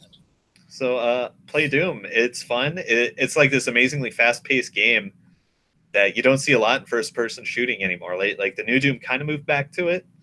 Can you play original Doom in New Doom? I don't think so. Once you unlock some of the secrets, then you can, like the secret remade sections on the main menu, you can play the classic stages that those are from. Yeah. Oh, really? Nice. Yeah. But Doom has been ported to literally everything. Like hackers have put it on like copy machine, like LCD screens. Yeah, it's on Apple Watch. You can use your Roomba to scan your house and build new Doom levels for you. Yeah. Is that official, Danny? Or is that no, just I don't think so. Okay. No, but the source code has been released. You can fucking compile this game on whatever you want. Go nuts. Is it like freeware now? I technically no, but nobody cares. Yeah. Right. Like you can Google and like have the WADs in like 5 seconds. Like nobody gives a shit. Moving on. I like how you classified that as an SNES game. Well, it's chronological, so it's right around here. Yeah. I actually had the SNES one too. Me too. Yeah. Yeah, SNES one maybe had the best music. Yeah. Yeah. All right, so moving on. Speaking of great music, you got to play Donkey Kong Country 2. Oh, yeah. Cool. Yeah, I feel like this game kind of perfected the, I don't know what you would call it. The Donkey Kong Country series, maybe? Yeah, the Donkey Kong Country series, yes. Like that platforming. Yeah, it's different than Mario. It's different than pretty much anything out there, especially at the time. Far better than DK1. Didn't go as crazy as DK3 did. It's just Country 2 is very good. Good balance. Like I would say it refined DKC1. Yeah, DKC1's awesome, Yeah, it's a great game. Yeah. But you should play 2 because it's like the perfection of the formula. Oh, no, man, I played the crap out of that back in the day. Yeah, I've full cleared it many times. Yeah. It's so good. Good times. All right, so yeah, you must play it. Yes. Oh, by the way, speak up if you haven't played these, okay. so I can admonish you. Okay. All right. So far, it's Actraiser, Battletoads, and Mega Man 2 for me. Oof. That you haven't played. That I haven't played. Wow. I'm pretty sure I've played all of these. I haven't beat all of them, but I think I've played all of them so far. Only Actraiser for me so far. Oh, okay. Yeah. Well, you got to beat all of them, except maybe Battletoads. I'll give you a pass on that one. Okay. Didn't you say it traumatized you as a child and made you who you are today? Maybe. Was that Battletoads or was that a different game? I can't remember what you said. I don't know if traumatized was the word I used, but yes. like the inception of Get Good started at Battletoads, right? Yeah, I think so. Right. Right. All right, next up we got Final Fantasy VI. Ooh. Well, you can't blame me for not playing that, right? Yeah. I think me and Cyrus get a pass on that one. No, you don't. You got to play it. This is actually my favorite Final Fantasy game, and I've never finished it. I've gotten like 90% through multiple times and just stopped for no particular reason. Yeah. What did you play it on? Like Game Boy Advance or? Various emulators, PlayStations, and yeah. Oh man, the last dungeon is so good. The whole game is so good. It's it's like the perfect JRPG. It's like the pinnacle of that sort of design. Is that the one where you start in like a mech in the snow? Yeah. Yeah. I think I played the first like 30 minutes of that game and emulator. Me too. I just never like got to sit down with it and play a whole lot of it. Wow, none of you guys have finished Final Fantasy VI. Dude, I own There's it multiple ways over. There's a part in this game that like I played it about 5 years ago last time, and like I forgot how good looking this game is. Like when you're just playing it, it's like a very nice looking RPG. But halfway through, there's the big, like the world changes, and there's a big cutscene where like you see earthquakes and stuff happening. The stuff they did with sprites in this game is bonkers. Yeah. Like, yeah, I mean, there's like simple animations and stuff, but they convey so much. It's so good. Like if you play Final Fantasy 4 or 5, like you notice like they don't have as much character to them. They don't animate in all the different ways. Yeah. Well, Square had that was Square, wasn't it? Not Enix, right? That was Square. Square basically they had basically infinite money at that point in their life, so they could do that kind of stuff. And you can tell how tailored it is to the Super Nintendo, the way they use the rotating stuff. Yeah, bug step and stuff. No one else could afford to do that kind of game at that point in the SNES lifetime. Yeah, man, there's a lot of sprite work in that game. That's right. So good. You got to play it. The peak of JRPG. And some people say the last good Final Fantasy. Yep. like I felt like Final Fantasy VII was just Final Fantasy VI Lite. Right. That was the impression I got from it. All right, and next up, subtitle: "Fuck you, Yamauchi." Yeah. So all three of you guys, you have to finish this game at some point. Okay. Just do it. Just emulate it on your fucking phone if you have to. Oh, I have it. So many ways. So yeah, same. All right. Kind of so morose about it. So next up, you have to play an adequate amount of Super Street Fighter 2 Turbo. I probably have that one covered. Yeah. I'll give you a pass if you just played Street Fighter 2 enough, but you know it's Street Fighter 2 Turbo is the only one I've owned. Good enough. Not Super, just Street Fighter 2 Turbo. Yeah, good enough. I have one of them. I don't know. All right. Yeah. It's all the same thing. Yeah. So I mean, there's a reason people still play this too. You know, compared to a lot of games, like it's a little bit, the balance may be a little bit lopsided sometimes, but it's still extremely good. So, Danny's only played Champion Edition on the Mega Drive with a 3-button controller. Sorry. No, come on. You know I didn't have a Mega Drive. Right. Yeah. What? Oh, sorry, Genesis, right? Yeah. Oh, so now I know. Good point. Yeah. So I feel like Street Fighter 2 is like the foundation of, from which all fighting games are derived. I think you mean Joy Mecha Fight, but yeah, go on. Nice. All right. So yeah, play that shit. I guess I don't need to explain that farther. Right. Yeah. I don't think there's many people who haven't played a Street Fighter game. Right. Yeah. So yeah, there's your freebie on the list. Mm-hmm. All right, there's a couple more freebies coming out. You gotta play and complete Super Mario 64. Okay, so we're in N64 era now. Yep. You gotta play that. I think you guys are all covered. Yeah. Actually, Cyrus, I've never finished this game. Oh, What? Okay, that's Cyrus. How far have you got? I played at a friend's house once. What? Oh, Oof. God. I remember Cyrus And I saying, really didn't like this game. I still don't like Mario 64. Oh, Why? It hurts. It hurts. well, now in this era, maybe it's hard to go back to. Even back then, like I played it and didn't like it. That's very weird. Oh, right. Now it all makes sense. Now the whole Sonic thing, right?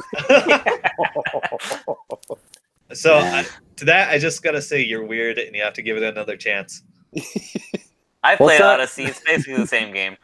Cyrus, you said Odyssey was like it's one of the best games ever made, but it's not really my thing.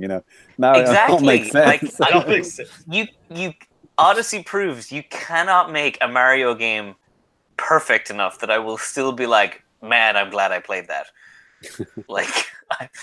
like Odyssey. Well, actually, I am glad I played Odyssey, but I'm still like, it was fine. It was perfect. Shadow the Hedgehog on PS2, GameCube. Man, that's where it was, though. Shadow the Hedgehog is actually real good. Oh, God. That's a whole different thing. Actually, Ty, if I could flip one back to you, I think you should play Odyssey, because especially if you like Mario 64, there's some amazing throwbacks in that game that would warm the cockles of your heart.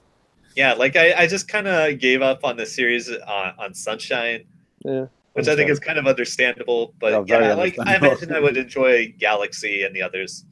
Well, I honestly think that Mario Odyssey is possibly the best platformer ever made. It's staggeringly you hate good, it. and I still don't like it. So, but like that's how good it is that I can admit it's better than every other game, and I still don't like it.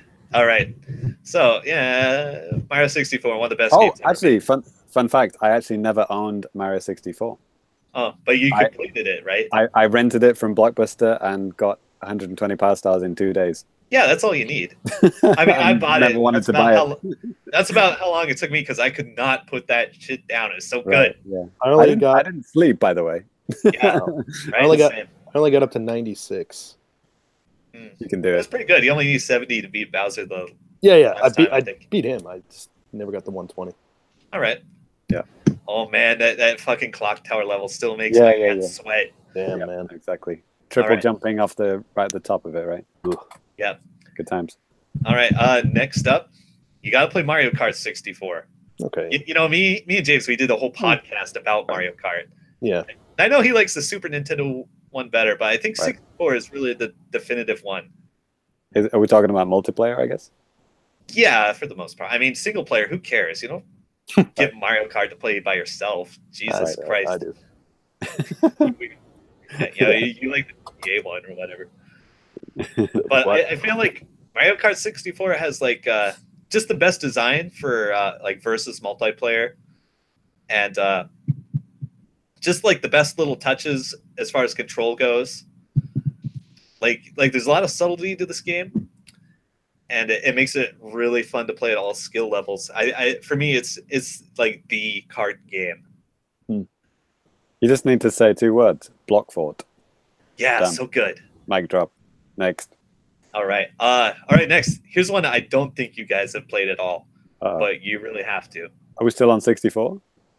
That era, but this is a PC game. Okay. Oh, I know what it is. Oh, do you? It's Fallout. Yep. Oh boy. You nailed it. Yeah, Fallout 1 and 2. And just could call this a 2-pack. You got to play Fallout 1 and 2. I have played this. I didn't own it. It was my friends, but I have played it. If that counts. I played Wasteland. I've never played Fallout. Yeah. So when Fallout came out, it was a spiritual successor to Wasteland. It was the same game director. And he's like, "Oh, finally, I get to do the sequel, sort of." And I believe he made like the best Western RPG of all time. Mm-hmm. Mm-hmm. So good. The story is so good. The gameplay is so good. There's so many ways to play the game because you know that like the main thing with Western RPGs is they're not linear. You get a lot of freedom to explore, and Fallout delivers that and has a really amazingly solid story too. So you just gotta hop on that shit and play it. Okay. Ty, did you play a lot of Syndicate? No. Okay, that was my jam. Assassin's Creed Syndicate? No, not that. Yeah. So you can get Fallout 1 and 2 like just like off a GOG for like $5, or you can just pirate it. There's like no copy protection. Whatever. I bought it like twice, I think. Shadowrun is another good one. That's kind of within the sphere of Fallout, but I think Fallout is like the iconic one. I think Fallout 2 is, but like Fallout 1 is like a prerequisite to playing it. That's right. And now they're on the 76th game in the series. Good luck to them. Yeah. Like the 3D ones are not as good. They're just not. I mean, they're okay. They're fun. They're kind of brain dead, but they're fun. You know what I mean? Sure. Did you say that was the last game? No, we're like halfway through. Okay. Well, let's pick up the pace a little bit. I'm trying. All right, okay. You gotta play StarCraft. Okay. Play it on 64? PC. I don't know. I don't think 64. Yeah, if you can handle the controls, like the single player is pretty good. I would say like to fully appreciate StarCraft, you gotta play through the campaign, and I would say play like a dozen versus matches. Like play in a LAN party if you can. finagle Strategy that. games are always better single player. Please no. Please no. Yeah, I've bought this game multiple times, and I get further every time, but I still haven't gotten to the Protoss campaign. So, and I really like the game. Again, it's really good. I just kind of taper off as I go further. Yeah, like some of the missions they're in the middle, they're not super great, but the last one is fucking amazing. It's wild. It's a wild ride. The closest I've got is Command and Conquer Red Alert. That's the closest I've got to that kind of game. That's pretty good. I like that. Yeah, but give StarCraft a go. If you need a serial key, just do all zeros and the number 3. Right. Yeah, actually, Blizzard has it for free. They just straight up made it free. Right. Excepting they are re-releasing like a HD or have done the HD game, so I might actually pick that up and play it that way. Yeah, we should play together. We should play the Nintendo 64 one. Yeah. All right. Now, next up, this is a multiple choice. Yes. All right. I mean false. I mean true. Okay. So you got to play XCOM. You can either play the old MS-DOS one or the new one. Either or. Okay. I have the new one in my Steam library. Mario and Rabbids count? No. Yeah, so be warned, once you start in on that, it's really addictive. It's like kind of like an isometric tactical strategy RPG kind of thing, but like you play the whole campaign as like one thing. There's like a lot of random elements and stuff that happen, so it's almost roguelike in that sense. So like, especially if you're playing the MS-DOS one, it's like the same fundamental gameplay, but you don't know when you're doing bad or not if you're new to the game. So you can actually lose like a long ass campaign, which is kind of wild, but it's so addictive and fun. It's definitely on my list. I've always wanted to play at least the new XCOMs. Yeah. So like I said, the new one just kind of cut like a lot of the dead weight stuff. Like you don't have to like fucking manage your guys' ammunition and like all these like fucking little tiny inventory slots on each guy's little screen. It just cuts out that bullshit. I mean, some people like that, and that's fine. But I mean, the fundamentals of the game are the same, I think. Right on. Yeah, so you can play the new one or the old one. I don't care. All right. Okay. Next up, you have to play Quake 3 Arena, and you have to be the guy in the video that looks like he's on meth. Yeah, I've done that. Yeah. Maybe not the not blinking thing, but yeah. Yeah, so I feel like Quake 3 hands down is like, the best competitive first-person shooter. And I also found like the single player in that game is strangely fun to play. It's almost like a fighting game.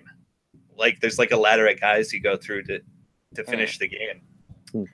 I played a lot of Quake 2. I never got Quake 3 because that was my PC was reaching like, okay, I think I start to need graphics cards past Quake 2 for stuff. Oh yeah, I helped set up friends with graphics cards like off of eBay just so they could play Quake 3. Good times.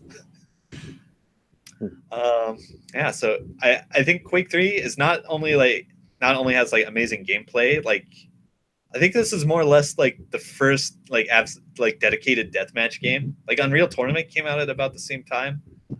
That had its chance too, but I feel like Quake 3 really beats it if we want to go back to that 1999 slap fight. Oh, I remember now, actually, I did play Quake 3 once at one of my friend's house. He brought me over, and he set up a LAN between his two PCs. Ooh, fun. So fun. And we were, like, playing for about a half hour, and, like, I felt I was better than him, so I was just kind of dick around playing. And we played on this one crazy map he had downloaded where there was basically no floor. It was just a bunch of, like, beams between, like, really narrow walkways. Ooh, and I was, like, on, like, -11 score. And he was on 0 because we kept dying. And then I just kind of typed up to him, like, hey, I bet I can get to 0 before you get another kill on me. And I went to town on him. And, nice.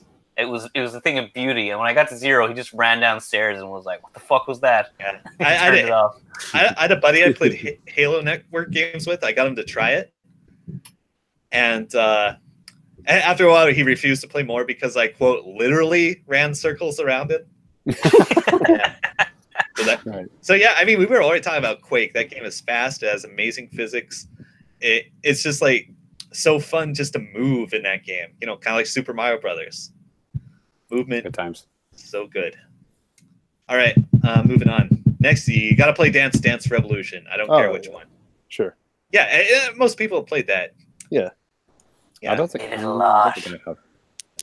I think it's like the music game to play, really. Yeah, I played a lot of that back. Does playing it once in the arcade count? If I were to assign this as homework, I would say you have to be like an 8. I don't know if they still use the same difficulty scale in the new games. They've enhanced the scale. It goes up to 15 now, as opposed to it used to be 12 or something. Okay. Okay, yeah. So I have to actually buy this game. Yeah, or Just go to any random game center. There's a few in Akihabara that still have them. Oh yeah. yeah, Yeah, that's why I played it. That's what I'm saying. Like, yeah. See if you can beat an 8 or whatever, or a 9 if you're feeling gutsy. Or what? I don't know what that translates to now. If they changed the whole scale. It's just like an upper level standard or an easy expert. Yeah. I say it's like a mid expert, but yeah, you learn a lot playing this game. Like I've never played like a musical instrument or anything, but I started to get a really good feel of like all these different sorts of rhythms and song structure, and how to move my body in weird ways. Yeah, right. Yeah. Yeah, and lose a lot of weight. So you got to play Dance Dance Revolution. Yeah. move your body. Right then. 1080 now, buddy. Oof. Oh yeah. Good times. Hello. All right, now we're getting into more modern games, so hold on to your butts. All right, you got to play Metal Gear Solid 1 through 3. Oh, I got this one. Woohoo! Woo! I still need to play 3. Oh, that's the that's best on 3DS, one. man. Yeah, dude. Yeah, I'm not going to play a 3DS 2019. Look at this joker. Yeah. That's why I'm trying to get the trilogy on Switch. Play it on your PSP. The what? You could get like the old PS2 version for Yakuen, I bet. Yeah. Right. Yeah. But anyway, yeah, you got to play this trilogy. I mean, I don't know what to say. It's got that really good stealth gameplay. It's the amazing story. Like, I mean, the game fucking predicted the state of the world, and also you can slip in bird poop and die. Right. Just like real life. James, just pick up a PlayStation Classic. You can at least play the first one. Yeah. No. I played 1 and 2 a lot. No, I've never played PlayStation 3. Classic's a great investment. And then you'll have Metal Gear Solid on there anyways. Yeah. Right. What? Seriously, I'm done. All right. Yeah. And I'm sure there are other like podcasts entirely about Metal Gear, so I don't think we have the patience to discuss it much further. But you got to play it. I think Metal Gear 1 is one of Kojima's best games. Yeah. I mean, I think 1, 2, and 3 are all like some of his best games. Like, holy shit! All right, next up, you may have seen this one coming, but you got to play Marvel vs. Capcom 2. Okay. Yeah, I feel this game is iconic. No matter how good or bad you are at video games, everybody has fun with Marvel vs. Capcom 2. Yeah. Yup. Again, playing it once in the arcade, does that count? Maybe. I don't know. Yeah. I would say you at least have to put in like a dozen hours. Yeah, we had this. Okay. We had this for Dreamcast back in the day. Yeah, dude. Yes, I had it. It was like my Dreamcast was just an MVC2 machine for many years. Same. Yeah, I Probably have it over. still the game in there. Yeah, I have it over here somewhere. Yeah, man. I went ham on that game too. Like, I didn't even have a competitive scene around me, but like I spent so much time in practice mode trying to get those crazy ass Magneto combos and stuff. But I also like the stupid bullshit characters, like the plant guy, Amingo, or the mummy guy. It's funny that this game was like I played this before I was into competitive fighting games, and then like towards the end of its life cycle, well, the end of its life cycle, my brother learned like one fancy Iron Man combo, and we were like, "Oh man, what the fuck was that? You were doing like air combos and shit. It wasn't just like playing it like Street Fighter 2." Yeah. Cue the music. Gonna take keep your pants zipped up, James. Sorry. All right, so yeah. I was trying to find my GameCube games. Like I had one of those like Street Fighter versus something games on the GameCube, and I can't remember what it was called. It was like the Capcom versus SNK 2. EO. Is it that one? Yeah. Oh, yeah, okay. That's the one. Thank you. I was just trying to remember what it was. Right. Yeah, I mean, like, couldn't find the disc. you know, you could play like Dragon Ball Fighters or like Marvel vs. Capcom 3, but I don't think they quite deliver the same flavor as Marvel vs. Capcom 2. Skullgirls, there's more of a spiritual sequel. Yeah. Yes, Skullgirls is probably the closest game to MVC 2. That SNK game that I have somewhere, it also doesn't count? No. Okay. Yeah, that's for babies. All right. That is broken. All right, next up is a game I've told you guys about many times. So I'm making this homework for you. You got to play Pac-Man Fever. Pac-Man Fever? Pac-Man Fever. What the hell? It's Mario Party, but it's good. Yeah, like that's the only way I can explain it. No frame of reference on this one. So okay, so Pac-Man Fever is basically a Mario Party knockout game made by Namco, and first of all, you can choose some pretty funny characters. It's got Heihachi and Tiger from Tekken. It has Astaroth from Soul Calibur. Ooh. It has the Ridge Racer chick. It has Pac-Man as Pac-Man. Somebody else. But okay, so it's pretty much a straightforward board game with all these mini games. But like all the mini games are like actual video games that, you know, take skill, and there's none of the you lose all your stars bullshit. Like, you can actually get good at the game and win. And it's extremely fun because of that. And, it doesn't have any controller thrashing games. There's nothing like button pounding or breaking your stick. Good to know. It's like they nailed the design. It's perfect. And like, you know, wow. Mario Party, Sonic Shuffle, all those others, they fucking suck. So I mean, Pac-Man Fever like just nailed the formula, and I'm sad that it never like became super popular because it's extremely good. So if you fucking hate Mario Party, get Pac-Man Fever because it's the good version. Cyrus, any comments, Cyrus? I don't know. I brought I brought Mario Party to a New Year's party the other day, and that went down fucking crazy. Everyone was mad hyped for Mario Party. Oof. Oof.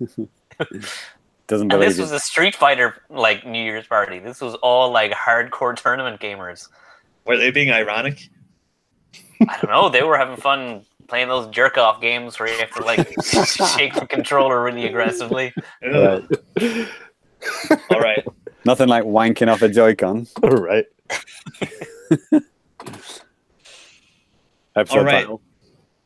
Let's see. So next up, yeah, I should probably just give my region switching GameCube from America, and I can get you guys together and play it. You don't have it in Japan? I don't. What? I can only carry so much stuff on a trip, you know. You're just back as well. Yeah, I mean, I have a Japanese GameCube lying around. Yeah, I got 4. Yeah, dude. But I don't have an American one here. Oh. Okay, so anyway, next up. Oh, I've told you guys about this, and the best thing is it's free. Heyo. Hey, it's Barkley Shut Up and Jam with Gaiden. I haven't played that. Yes, this game is God. Barkley, so it's Shut Up and Jam? Shut Up and Jam Gaiden. Oh yeah, I know this one. Yeah, it's like the perfect parody of the JRPG. Yeah. And it's intensely funny, and yet it still has like this serious, strong narrative, this great story that plays it absolutely straight, even though it's silly as fuck. Oh, it looks like Final Fantasy VI. Yeah, it's like a parody of Final Fantasy VI more than anything. It's got some Final Fantasy VII flavor in it too, but yeah, nice. it. Oh yeah, I would say like more narrative wise, it's closer to Final Fantasy VII. Wow, it works on Windows and Mac, and it's free. Yeah, there's a no Mac version. excuse. Yep, no excuse for anyone. Yeah, I know, which confounds me that there are people who still not played this. Like, usually they get really excited when I tell them like the premise of the game. It's like Charles Barkley accidentally kills 1 million people with a chaos dunk, and basketball is banned, and he lives in shame in some ghetto with his son Hoops Barkley, and little Hoopsy. yes, and Michael Jordan has turned villain. He's the leader of the like anti-basketball ministry or whatever. Yeah, it sounds about right. Yeah, and then suddenly there's a new instance of a chaos dunk, and Charles Barkley has to clear his name, allying himself with such characters as Cyber Dwarf, Right. and Vince Borg.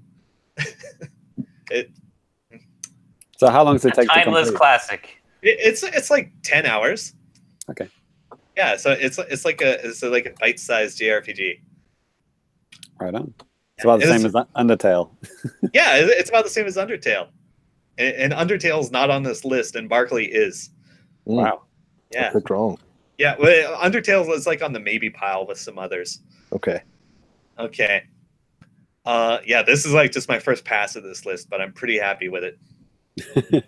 Right. All right. Next up, you guys may groan at this one, but you got to play it. Sorry, I preempted it. Thanks for the preemptive groan. You got to play Say it fast. I Want to Be the Guy. Okay. No, you don't. Yeah, you do. It's like it's a formula I see rarely, but occasionally, where you take like a game design idea that's so bad, and you make it the primary focus of your game, like as a joke, and it ends up being amazingly good. Can I just hammer myself in the testicles instead of playing this game? And it's the same No, effect. no, you just play for like a couple screens and Okay. have a good laugh. Okay. You don't have to finish it. Not many people do. Right. You just have to be exposed to like the apples falling up and like the disappearing blocks that change patterns when you're not dead, and like just all the it just uses your video game instincts against you over and over, and it's just so intensely funny. It's like the good kind of prank where you have a good laugh, like, oh, you got me good. What's it called? Don't be the guy? I wanna be the guy. Oh, I want to be the guy. Yeah, it's like a guy who wants to be the star of a video game. Yes. Right. Yeah, and like all the game assets are stolen too. It's great. It's like the bosses are like these really comical versions of like, you know, like you have to fight like a giant Mike Tyson, or like they take Birdo from Mario and make him into an Ikaruga boss. Oh, like it's so funny, and it's also just a great like video game love letter to like really bullshit hard video games, and it's free. Get it? There we go. Two of these games are free. Yeah, dude. All of them are free if you're brave enough. Right. Brave enough. Yeah. All right. Getting down to the last few here. Try to speed up. You got to play Phoenix Wright, the original trilogy. Okay. Yeah. Ooh. Yeah. Done that a couple of times. I totally condone this. Yeah. I remember I had to get on Danny's case about it for a while. I was like, come on, you're on a Nintendo podcast and you haven't played Phoenix Wright. Yeah. And you did, and you loved it. Yeah. Well, I played the first one, and I loved it. Yeah. Didn't you buy the trilogy, though? I did. I bought it on 3DS. And now, because it's on 3DS, it's like, it's old garbage. Can't play that anymore. Right. Just like last year, I was still playing my old DS because I was playing the translation hack for Edgeworth 2. Yeah, I remember you saying that. Yeah, I still got old DSs just sitting around, you know, all over. Yeah, I mean, come on, it's not torture to play a DS. No, I know. It's great because you just sit and play it in bed. Yeah. Do that Switch too. Yeah, I know. Is it coming to? Is the I think trilogy coming to Switch, right? Yeah, it's getting re-released on everything, like even Xbox. Yeah. So see you boys in Right. Achievement Town. Right. All right. So maybe a quick remark about why you have to play it. Just like this amazing, like, thinking-based gameplay. Thinking, eh? Yeah, thinking-based gameplay. You have to think about evidence, and you have to spot like I want to say like misstatements or contradictions. Mm-hmm. You have to spot. It's like you're actually fucking Encyclopedia Brown, and it feels so good because everything makes sense too in every case except the bonus fifth one in the first game. But whatever, it's still good. Yeah, and the trilogy is basically like one long game. I would say they all connect to each other, and they're all part of a bigger story. So you got to play the trilogy, I would say. Not a huge fan of thinking, to be honest, but give it a shot. Yeah, the story's good too. You can watch the anime and like realize nothing makes sense because the court procedures were designed around how playable it is as a video game. Right. Yeah. That's kind of relevant to what's in the actual news right now.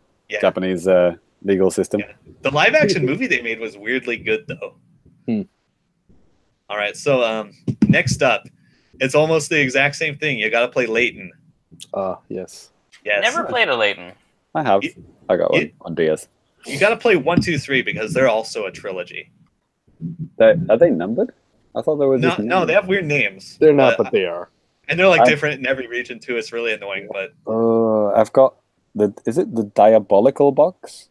yeah, that's the second one. Okay, that's the one I got. Yeah. So yeah, you got to play Weird Village, Weird Box, weird Time. Oh, right. The Unwound Future, but yeah, it's called something else in Europe. Probably. Man, that's the best one too. But they're all one story. So just play 1, 2, 3. Have fun, like solving just this wild mix of puzzles, and it's fun too. It's really good as a portable game. You can just play it in these bite-sized chunks, and then just this amazing story that'll give you a case of the feels. One of my final year projects in college was we had to make a game for the DS that actually ran on like an R4. So our team did a Professor Layton one. I made some really hilariously dodgy Professor Layton art of all my classmates. Nice. All right. Oh, that sounds fun. So it's a hentai game. Yeah. All right. He didn't say no. Yeah. Hey. So I know, Danny, I've loaned you Layton, and I've been nagging you to play it. You got to play it. Yes. Yeah, I mean, you have to. I mean, I'm playing it right now. Oh, good. You have to play all three. If you played the second one, is that good enough? No, you have to play all three because they're a trilogy. It's like only watching the second Star Wars. Yeah. I don't know why about that. Don't watch episode 2. I've never seen Star Wars.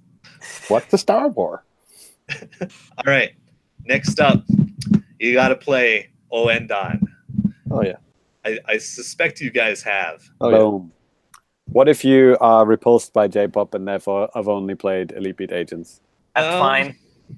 Yeah, that's acceptable, but I kind of think like the Japanese Oendan like nails the idea a little bit more cleanly, Yeah. But if you have a medical condition that sure, whatever, doesn't allow you to listen to J-pop, then you have to. But it's not like AKB J-pop. It's like it's like it's not as bad as James making it. Same out thing, mate. people. Same No, thing. It's not. It's all the same, mate. This character. Yeah, I mean, if somebody asked me if I had to play one, I would say hands down you got to play Oendan. Yeah, I don't want to play Britney Spears tapping on my DS. James, sorry. It's Avril Lavigne, actually. Get it right. Same thing, right? He was a skater boy. She was a skater girl. Oh man! Can I make it any more obvious? Yeah, it's Thank you, Cyrus. Thank you. Yeah, I mean it's a music game, but somehow this game like impacts you really hard, like emotionally. I think, like you get hyped up, and then there's like the really sad one in the middle. It's like, oh fuck, Yeah, and when you hear the actual music, like in real life, like on the radio or whatever, it immediately brings you back to the game. It's great. Yeah, Like the David Bowie song and stuff. Yeah. It's crazy. Yeah, and the Elite Beat Agents does that too. Just it's Man, I want to play Elite Beats right now. Yeah, the Christmas one with the dad ghost and everything. That's like wow. Yeah, That's I thought the Japanese version was even sadder. wow. Just wow, holy shit. And I also thought the last level in the Japanese one was way more wild too.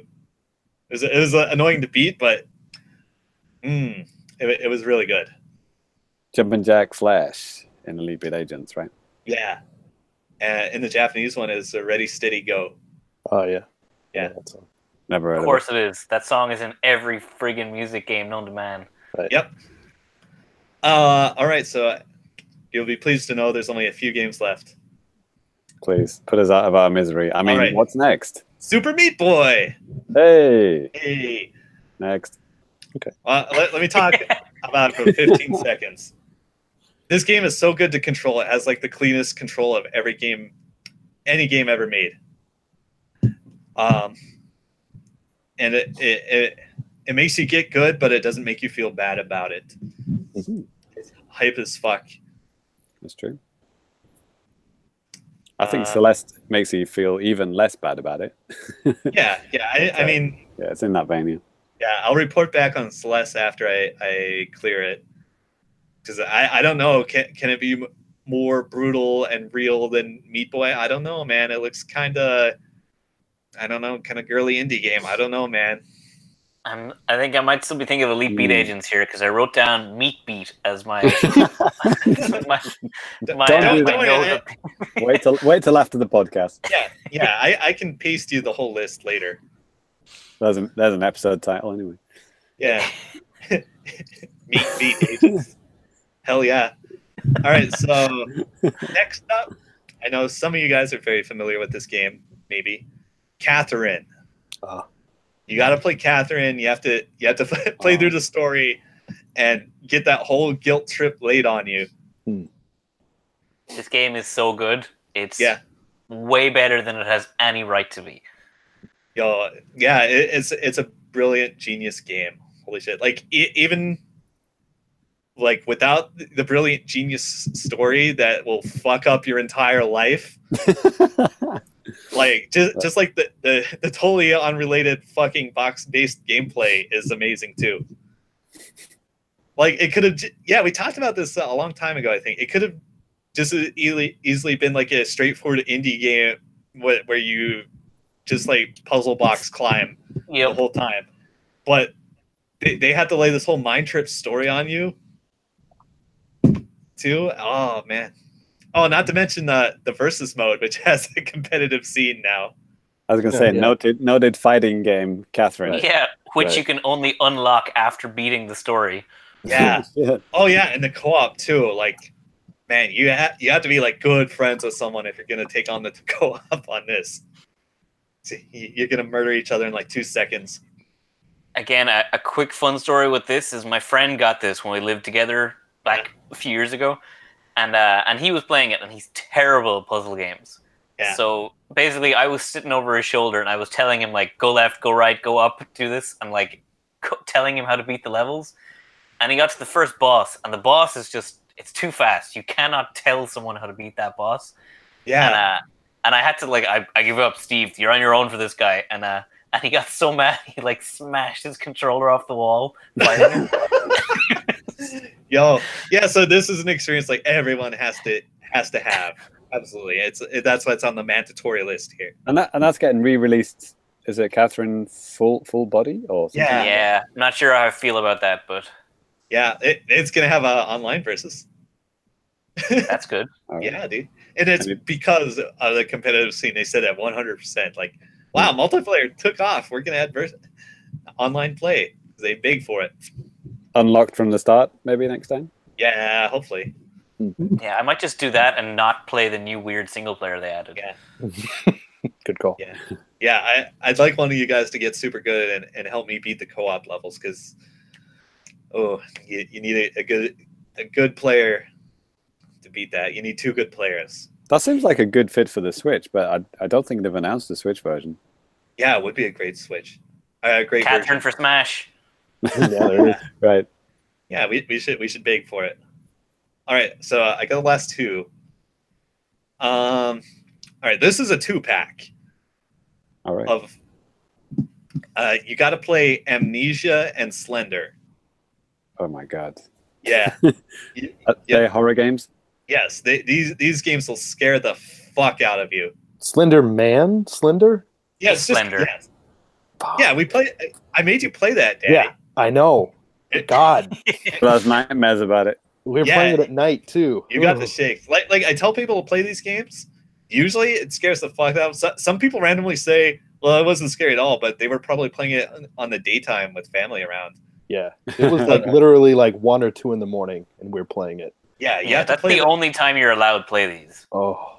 Yeah, Danny, who's that guy standing behind you right now? yeah. No, So seriously, look behind you. It's Luigi. yeah, so these games will absolutely fuck you up. Probably. Right. What? Me. Yeah. It fucked Danny up. Yeah. So I mean, it's a 2-pack because you might not get the same experience with both. I had pretty much the same experience with both. Oh fuck. Yeah. So they're maybe the only like genuinely scary games I played. Like other games will just try to like jump scare you or whatever, but no, these will actually fuck you up. You can play either of them. Yeah, I would say both. 2-pack. Yeah. Okay. One might get the job done, but just in case. If you're traumatized by Amnesia, you don't have to play Slender. Yeah. Yeah. If Right. you're traumatized by one, you get a pass for the other. Okay. Check. All right. And the last one is one we already talked about a lot today. You got to play Doom 2016. Cool. I think we're all good on that one, aren't we? Well, I don't know. We've all played it. Yeah, you got to finish it. So why in particular is this required? I need you to all become rip and tear metalheads. okay. But The music is very good as well. yeah, the music is good, but also like the narrative is really good. Mhm. Like the story, like the storytelling, really. Like the guy you play, he's a silent protagonist with no lines, Mhm. but he has so much personality. Right. Like there's like 3 cutscenes or so, like where he does anything, but Right. it's just so good.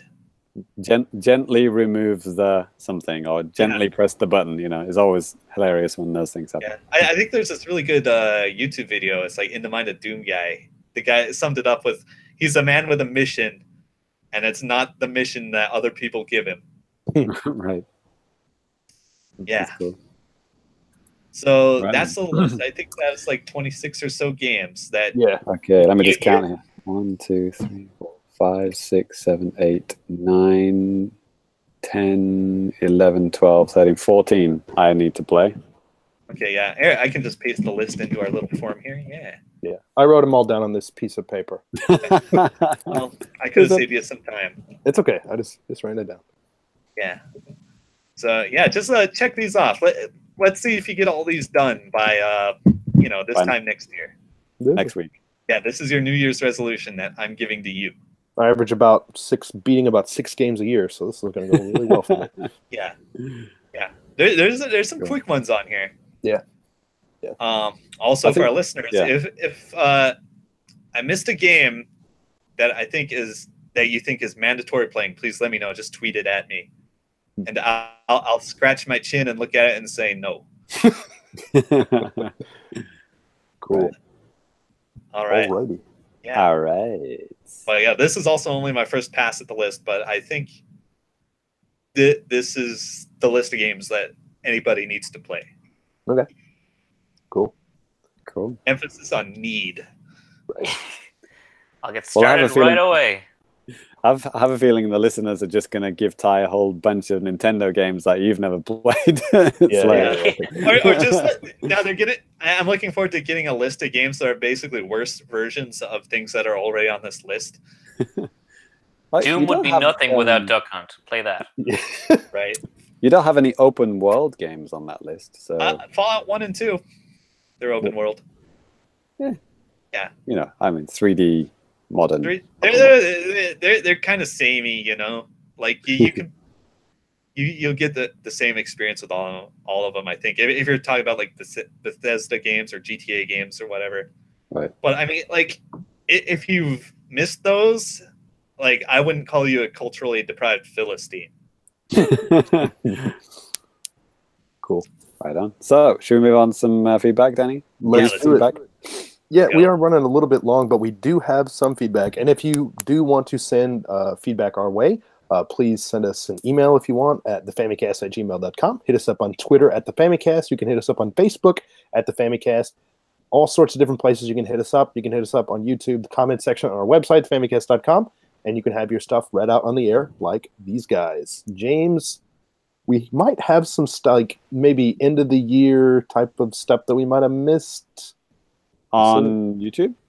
Just somewhere. Yeah. We got some YouTube comments. Okay. Lots of people commenting on Danny's Famicom controller video. People love that. Asking whether you can use it on the PC or other platforms or other games. Yeah, wrong YouTube channel. Sorry. Danny doesn't give a shit about that. He's not going to test it on other games. You probably can. But there's a guy with a whole list of games he wants you to test it with. Yeah, not going to do that, is he? I didn't own like any of them, so I couldn't even try. Apparently, they go for $200 on eBay. So yeah, that's what they're saying. Yeah, I might just get some just to sell on. There it is. So Chariot Goblin. This is related to our Fami's podcast, last one of last year. He says some of his favorite games from 2018 are Smash Ultimate, WarioWare Gold, and the Luigi's Mansion remake. That's on 3DS, right? So yeah, Chariot Goblin playing his 3DS in 2018. Good luck to him. I've actually got a couple of complaints about two of my videos. Oh boy. Separate videos.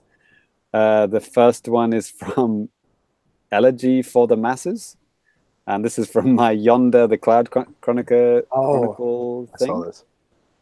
Which I don't know. I think I gave it like a 6 or something like that. I didn't hate it, but he says, "Do you also dislike Harvest Moon for no combat?" Yes. To which my answer is probably. I don't really like those kind of games, but yeah, I don't think a game needs combat, but it needs like some kind of focus for me to enjoy it. Yonder felt a little bit, aimless. It's kind of like Animal Crossing. You can kind of do whatever you want, but it's weird because it looks like a Zelda game, but it's not. So, Chariot Goblin, loving my little scoop. Part of Nintendo's history. Go and check out the last episode where I talked about the Wii Relax thing. Okay. Man, people still commenting on the fucking Yokai Watch 4 video. Yeah. It's like, watch and learn, Pokemon Company. Yeah. Says Alexander Volg Zangief. Nice. Real fighting game character writing in. Oh. So Russ Greenow's got a couple of comments here on our Famicom Online series, Danny. First one is on the Mighty Bomb Jack one. We just done that one last week, actually. Right. He says, guys, there was a later Bomb Jack game that was way better than this, but it's not on the Famicom Online. So that's why I believe you, Russ. Was that on the SNES or NES? I thought he said SNES. Didn't he? Russ? No, he didn't say anything. Didn't say the console. And then after he watched the Mario Golf Open video, Danny, our best display of video game prowess ever. Jesus. He says, these guys are professional gamers, right? Yeah. Which is completely true. Yeah. There was another one. There's a guy. Oh man, he wrote like a massive thing. Oh, here's London Jackson. Ooh. Thanks for the essay. He watched which one is this? The Nickelodeon kart races video review, which won Garbage of the Year last year. And he wrote like a like a step-by-step critique of my video, basically saying that I was way too harsh on it.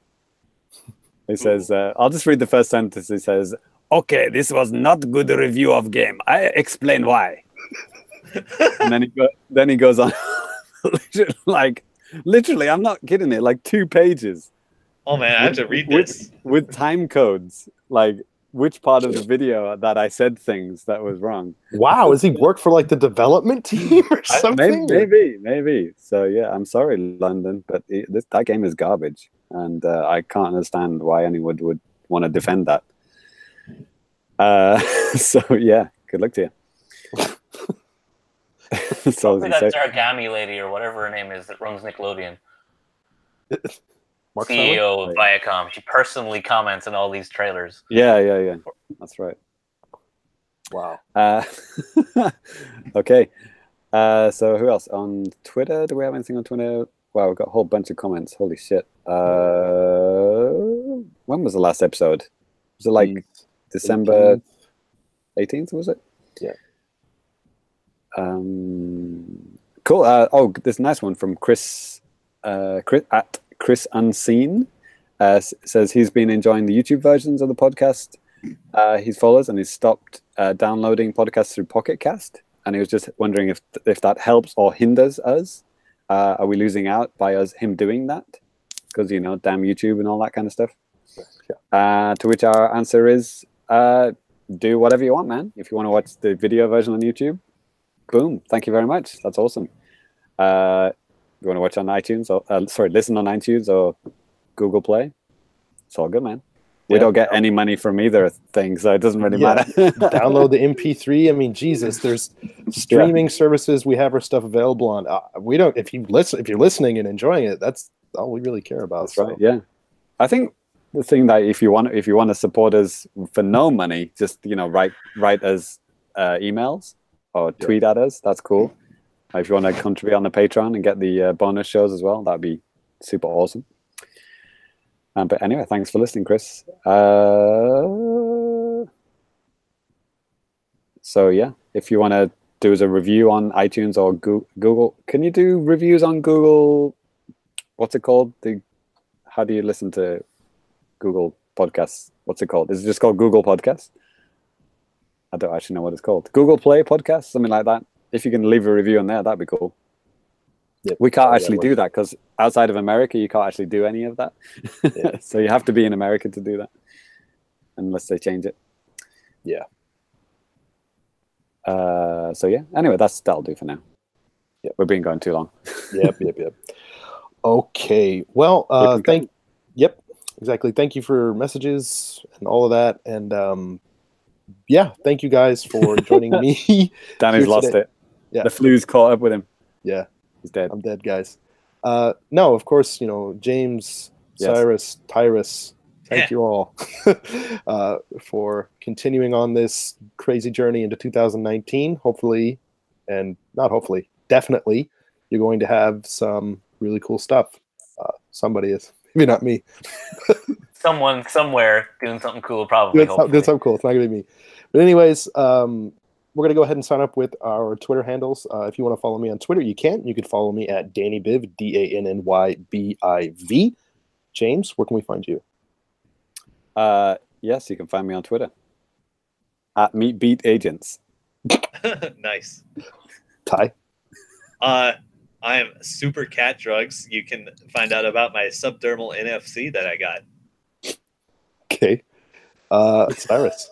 What? You can find me at Cellside. God knows what I've been tweeting about for the last while, because I don't know. Nobody does. Nothing? Yeah, that thing. That no thing. Yeah. Yep. All right. Well, that's going to do it for the first episode of the Famicast in 2019. Thank you so much for watching, listening. We will catch you next time. See you later. Peace. Peace. Whoop, whoop.